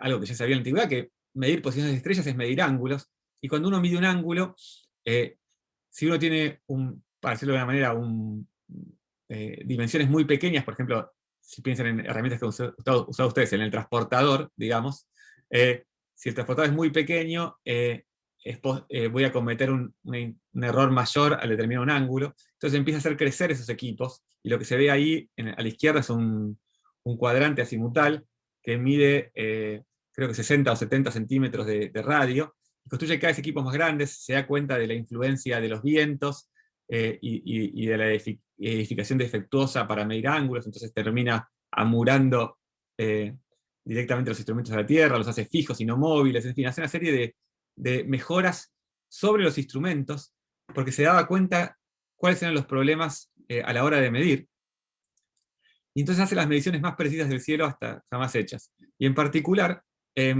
logra determinar la posición de los planetas con una precisión de, déjenme por acá que lo tenga anotado, 1 minuto de arco. ¿Sí? 1 minuto de arco es muy pequeño. Para que sea una idea, que se ve ahí la imagen, si ustedes agarran el dedo meñique y lo alejan de sí mismos, ¿sí? Eso es más o menos un grado, digamos. ¿Sí? Y eso lo tienen que dividir en 60 para tener más o menos la precisión con la cual Tycho podía podía medir la posición de los planetas.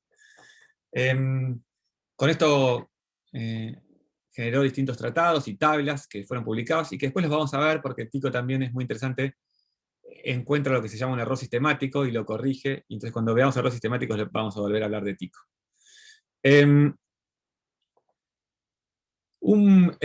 Ya que estamos en esto, pongamos algunos vocabularios que vamos a usar durante la materia, en particular exactitud y precisión, ¿no? Que suenan parecidos pero son distintos, ¿no? Este es un ejemplo, una forma típica de representar exactitud y precisión, ¿sí? Donde se ve un tiro al blanco y se ven los disparos o las flechas que están en ese tiro al blanco. Entonces, lo ideal es tener alta exactitud y alta precisión, y eso es cuando todos los puntos están en el blanco. Pero también es posible que yo tenga alta precisión y baja exactitud, y es cuando las balas, en lugar de pegar en el centro, pegan en otro lado. Pero están todas muy, muy entre sí. O sea, que es como que yo tengo buen pulso, si quieren, pero estoy apuntando a otro lado, digamos, ¿sí? En lugar donde tengo que apuntar. Puedo tener baja precisión y alta exactitud, y eso es que todas las balas están más o menos alrededor del centro, pero están más dispersas, ¿sí? Y finalmente puedo tener baja exactitud y baja precisión, es decir, que tengo las balas dispersas y no siempre bien centradas. Entonces, precisión y exactitud son dos conceptos que vamos a utilizar durante todo el laboratorio y que es importante definir. Bueno, ¿qué fue interesante de todo esto? Como les decía, con el experimento de Fresnel y Arago, digamos, la aparición o no aparición de ese punto fue definitoria para tomar confianza en la teoría. Pero no siempre es existe o no existe. Muchas veces es comparar una magnitud con otra. Entonces, Kepler, que había sido invitado por Tycho para ser su auxiliar y había trabajado con él, comienza a utilizar las mediciones ultra precisas de Kepler para poder estudiar distintos modelos planetarios. Y se da cuenta que los modelos planetarios que estaban hasta el momento, tanto los de la antigüedad, como los de Ptolomeo, como los más modernos, ¿sí? No ajustaban bien algunas magnitudes. Y en particular, les leo una frase del trabajo de Kepler. Él dice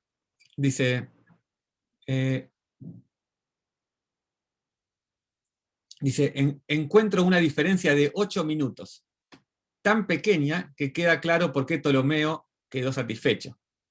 Después sigue el texto y dice, la divina benevolencia, dice Kepler, nos ha concedido a Tycho Brahe, un observador sumamente diligente. ¿Sí? ¿Sí? Ahora no puedo ignorar estos 8 minutos, ¿sí? Que por sí solos han abierto el camino hacia la reforma de toda la astronomía y constituye el material de gran parte de este trabajo. O sea, Johannes Kepler se da cuenta que los modelos astronómicos hasta la fecha eran muy buenos para las observaciones que estaban hechas hasta la fecha. Con las observaciones de Tycho Brahe había una discrepancia de 8 minutos en algunos observables. Y 8 minutos era mucho más que el minuto de arco que tenía los errores, la medición de Tycho. Y esto le hace proponer, muchos de ustedes lo conocerán, una nueva teoría sobre el movimiento de los planetas. Es decir, no solamente la teoría predice los experimentos, sino que a partir de la comparación entre teoría y experimentos, yo puedo inferir nuevas teorías. Y este camino es recursivo y es constante en la ciencia. ¿Cuál es la teoría que deduce, que piensa Kepler? Bueno, brevemente, ustedes la conocerán, es que los planetas se mueven en una órbita, que son elipses, perdón, con el Sol en uno de sus focos, que los planetas barren un área a medida que avanzan, el área medida respecto del Sol, y que a áreas barridas iguales, tiempos iguales. Y por eso los planetas se mueven alrededor del Sol a velocidades no uniformes. Y por último, una relación entre el período del planeta alrededor del Sol, T, ¿sí? O sea, cuánto dura un año terrestre, un año, etc., y la distancia del planeta al Sol. Que es básicamente esa de T cuadrado es igual a L, en realidad no es igual, es proporcional a L al cubo, debería decir ahí, no igual. Entonces, cambia para siempre la forma en la cual entendíamos las órbitas planetarias. Gracias a que había tenido las observaciones increíblemente precisas de Tycho, y estas observaciones discrepaban de los modelos existentes. Algunos seguramente saben cómo sabe la historia, cómo continúa la historia. No solamente Kepler infirió de estos experimentos una nueva teoría, sino que después Newton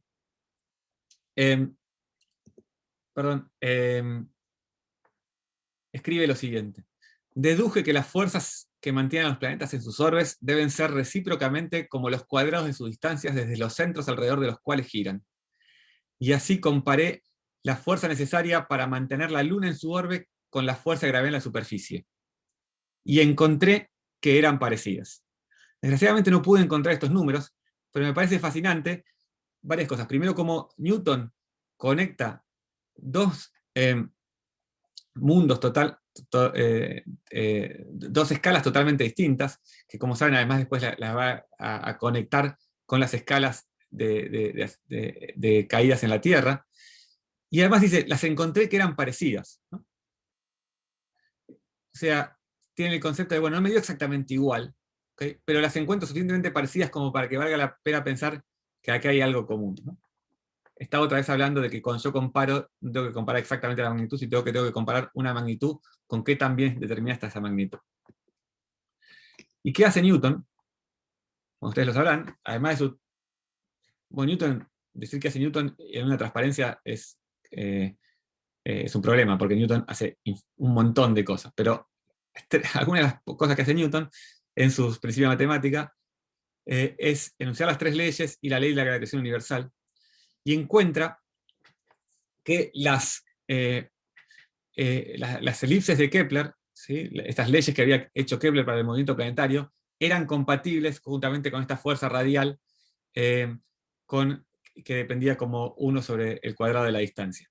Y entonces encuentra que cualquier cuerpo que se mueva con este tipo de fuerza se tenía que mover en una trayectoria cónica, que tiene este nombre porque son las intersecciones de un plano con algún cono como se ve abajo a la izquierda.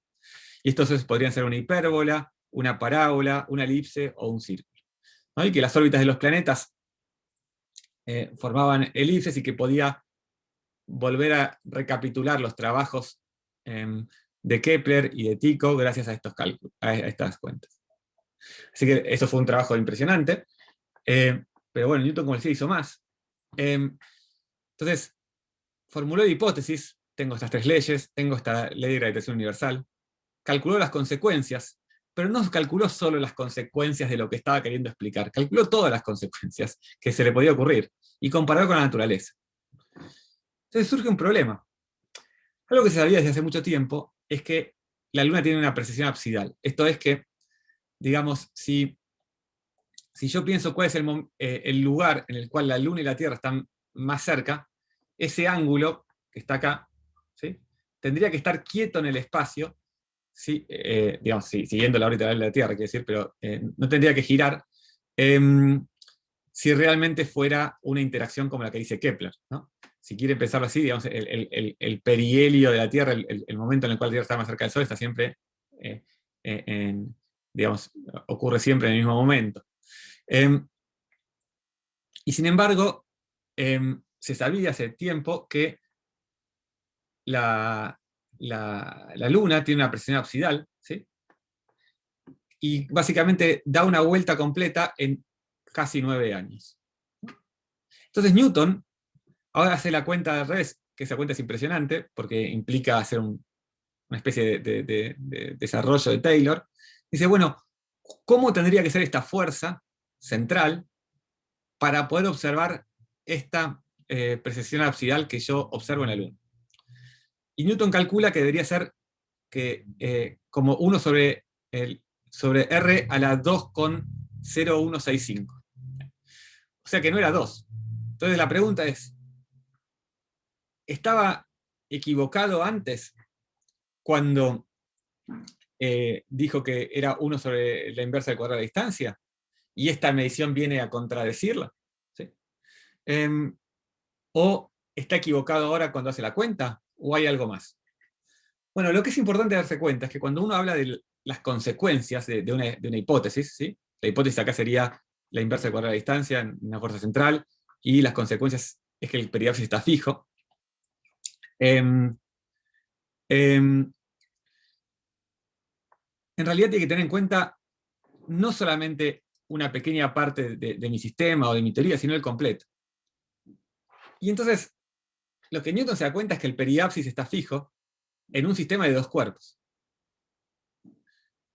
Y la realidad es que el sistema solar hay mucho más de 2 cuerpos. Tenés cada uno de los planetas, ¿sí? En relación con el Sol y en relación entre sí. Por supuesto que los planetas son en general poco masivos, y la mayor parte de la fuerza es la que viene del Sol, ¿sí? O sea, de la interacción es con el Sol, perdón. Pero ciertamente la Luna, dice Newton, puede estar experimentando una atracción solar, y eso es de hecho lo que él propone. Él propone que este giro en el periapsis no requiere un cambio en su teoría, sino que es simplemente tener en cuenta los efectos de la interacción gravitatoria de la Luna con el Sol, o sea, o si quieren, del sistema formado por 3 cuerpos, Sol, Tierra, Luna. Entonces,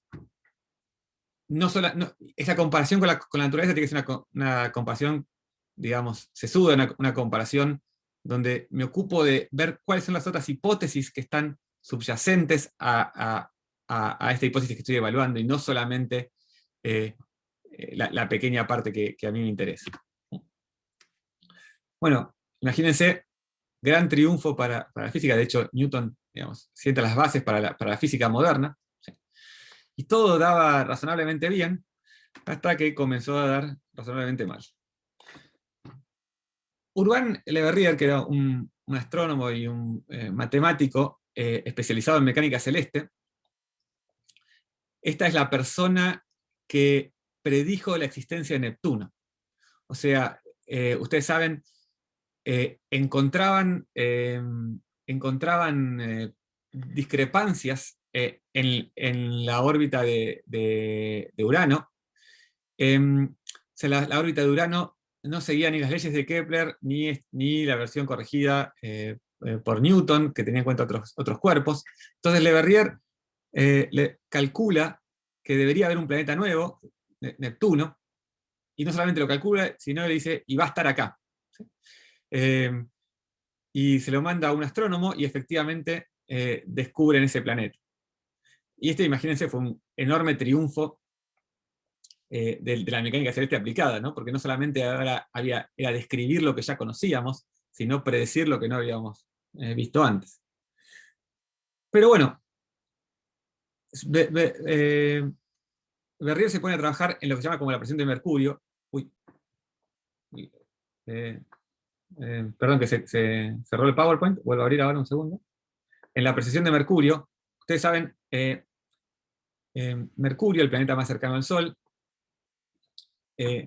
sufre una precesión de su perihelio, es decir, parecida a lo que le pasa a la Luna respecto a la Tierra. Solamente que a Mercurio le pasa eso respecto del Sol.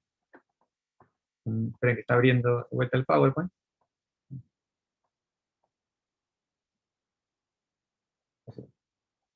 Ahí está. Un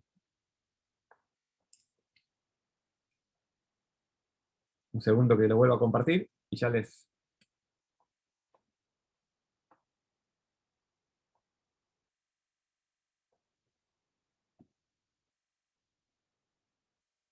Hay algo que no le gusta del...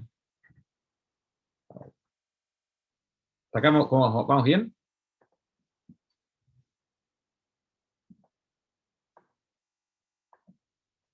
Bueno.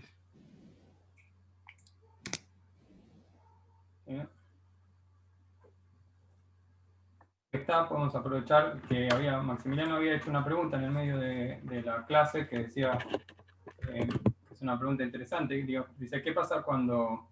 Así, ¿qué pasa cuando los fenómenos no presentan regularidades? Digamos, ¿cómo se estudia ese tipo de fenómenos, ¿no? Lo cual es una buena pregunta. Sí. Sí, sí. Sí, ciertamente, Maximiliano, digamos, esta parte de formular una hipótesis, ¿no? Lo que Feynman llama ¿no? adivinar, ¿no? O suponer. Si uno ve la historia de la ciencia en general, surgen de encontrar regularidades. Cuando hago esto pasa tal cosa, esto ocurre con cierta frecuencia, estas distancias son siempre iguales. Pero bueno, lo que fue ocurriendo digamos, en la física moderna es que se empezaron a encontrar fenómenos donde o no eran regulares, o había que buscar otras regulares tal vez menos convencionales, ¿no? Y estoy pensando en cosas que tienen que ver con mecánica estadística, mecánica de muchos cuerpos, ¿no? ¿Cómo hago para entender un proceso o un proceso caótico? Y lo que ocurre en esos casos es que, en general, podemos definir otros observables, ¿sí? Otros observables que son susceptibles de ser modelados y que de cierta manera dan cuenta de aspectos esenciales del sistema. Te doy un ejemplo cortito y ultra simplificado. Ustedes saben, la temperatura, digamos, es una forma de entender la temperatura, es como una manifestación del movimiento de los cuerpos, ¿no? de la velocidad cuadrática media de las moléculas que están en un determinado cuerpo, ¿no? Entonces, evidentemente, si yo quiero entender la velocidad a la cual está moviéndose cada molécula dentro de un vaso de agua, no voy a ver ahí ninguna regularidad en cuanto a dónde van, cómo van, etc., ¿no? Porque es un sistema demasiado complejo, a pesar de que en principio tenga algunas regularidades, ¿no? Sin embargo, yo puedo encontrar algunos observables, como por ejemplo la temperatura, y estudiar que la temperatura crece cuando, por ejemplo, yo caliento el agua. Por más que no pueda estudiar en detalle cómo es la velocidad de cada una de estas partículas en función del tiempo. Pero sí lo aprendo de una manera estadística. Bueno, creo haber respondido esa pregunta. Creo que no se cuelgue ahora. Le borré la animación, que a veces es lo que está dando problemas. Lo que se veía en esa animación era el tránsito de Mercurio sobre el Sol. Entonces, midiendo distintos tránsitos de Mercurio, lo que encuentra Le Verrier, que les recuerdo, había sido el que propuso Neptuno, y había dicho dónde encontrarlo, compara la mecánica newtoniana con la observación, y encuentra 38 arcos segundos de diferencia, que luego fueron corregidos a 43 arcos segundos de diferencia, entre la predicción newtoniana para la precesión de Mercurio, ¿sí?, y la observación. Un comentario acá. Digamos, como les dije, digamos, el periapsis de un planeta es en principio un punto que no debería estar sujeto a una precesión en un sistema de dos cuerpos puntuales, ahora te agrego. Pero, digamos, hay el sistema solar está compuesto de muchos cuerpos, y en particular cuerpos como el Sol no son puntuales, tienen deformaciones, etc. Y todo eso da lugar a un movimiento que no es kepleriano. Entonces, Le Verrier tiene en cuenta todo esto y encuentra que, como les decía, hay la precisión tendría que ser 532 arcos segundos por siglo, pero observa 572, o sea, una diferencia, como les decía, de 43 arcos segundos. Noten que Tycho medía con una precisión de un minuto de arco, o sea, y esto es menor. O sea que estas mediciones no las podría haber hecho Tycho. Y esto es lo que yo les digo, les decía antes de la interacción entre teoría y experimento, de que, digamos, se va mutuamente desafiando. Entonces, ¿qué hace Le Verrier? Bueno, Le Verrier dice, bueno, me salió fantástico lo de Neptuno, repito, ¿no? Entonces dice, o bien hay un nuevo planeta, que lo postula y se llama Vulcano, que obviamente no se encuentra, o bien hay una serie de pequeños cuerpos en la órbita de Mercurio que tiran de Mercurio y lo hacen desplazar de su posición, o bien el Sol está más deformado de lo que sabemos y esto genera esta precesión del perihelio de Mercurio. Pero estas soluciones traían más problemas que solucionaban, y además no se podían constatar independientemente, ¿no? O sea, a diferencia de lo que había hecho Newton con entender que había un efecto del Sol sobre el sistema Tierra-Luna, ¿sí?, y cuantificarlo en años posteriores, y eso es una formulación que se puede hacer. Estas eran hipótesis ad hoc que no se encontraban ninguna verificación y no se podían contrastar. Muchos de ustedes saben, el cambio, digamos, de pensamiento en esto fue que Albert Einstein propone, a principios del siglo XX, una nueva forma de entender la atracción gravitatoria, que es la teoría de relatividad general.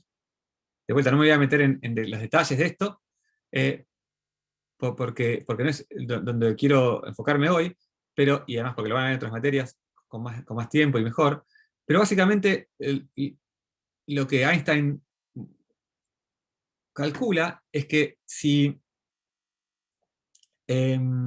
si la relatividad general fuera correcta, la corrección que debería hacer es de 42,98 arcos de segundos por siglo. ¿Se acuerdan que la diferencia que habían encontrado Le Verrier era de Le Verrier y los colegas posteriores era de 43 arcos de segundo?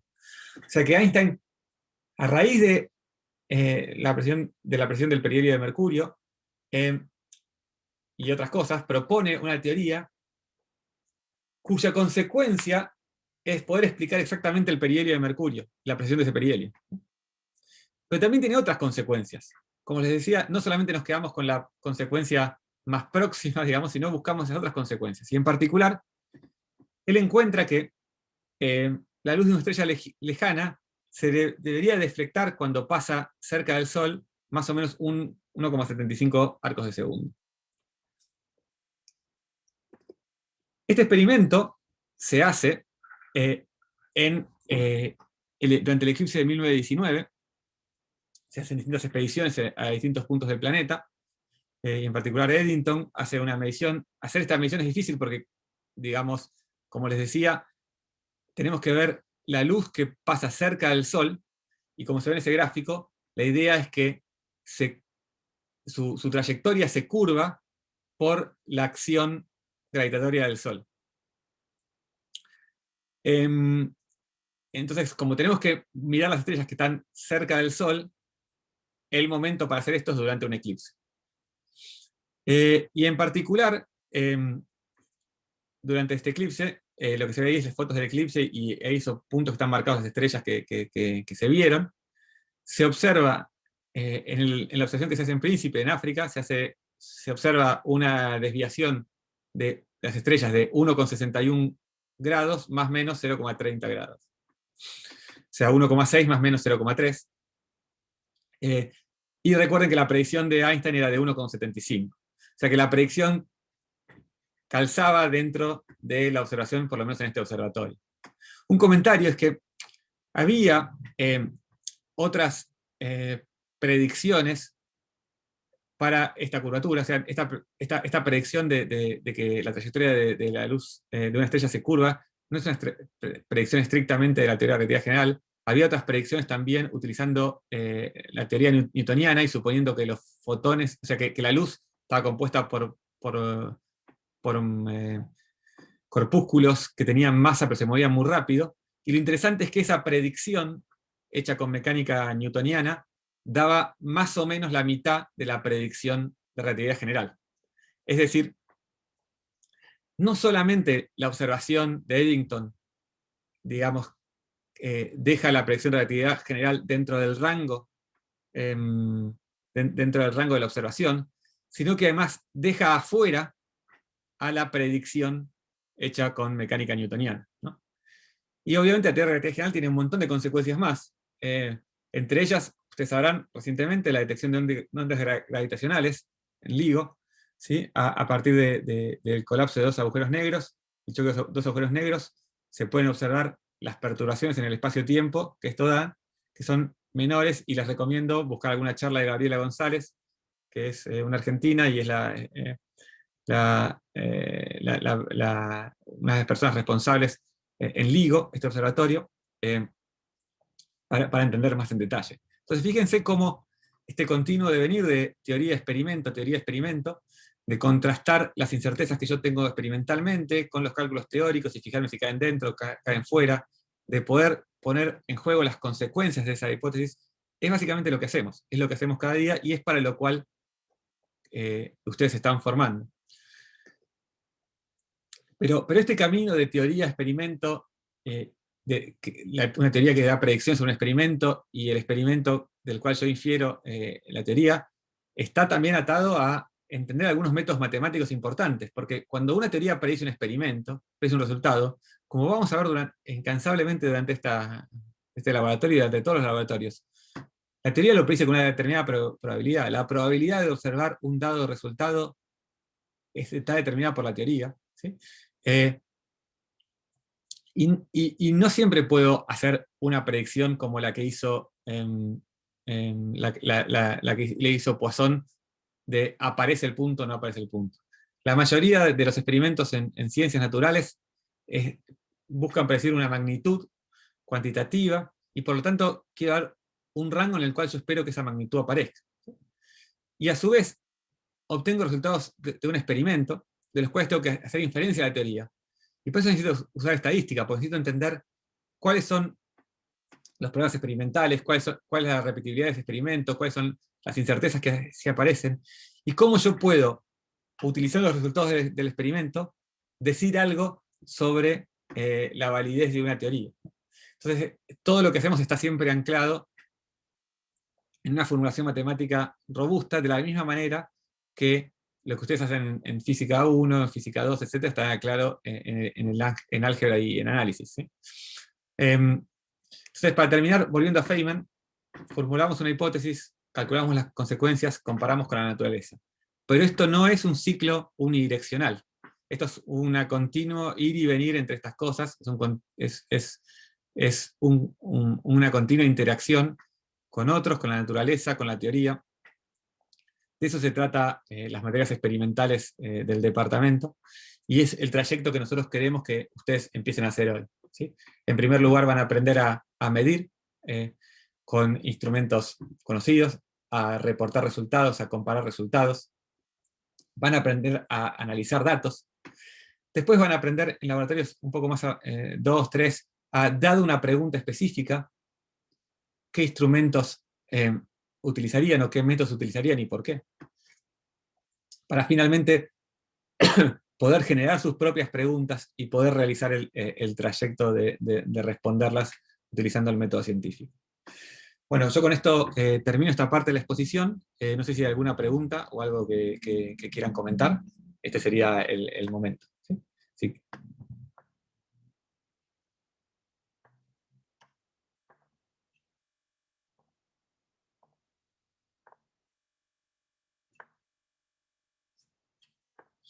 Bueno, buenísimo ahí en el chat, gracias por responder los que están haciéndolo. Excelente. Entonces vamos ahora a parar la grabación.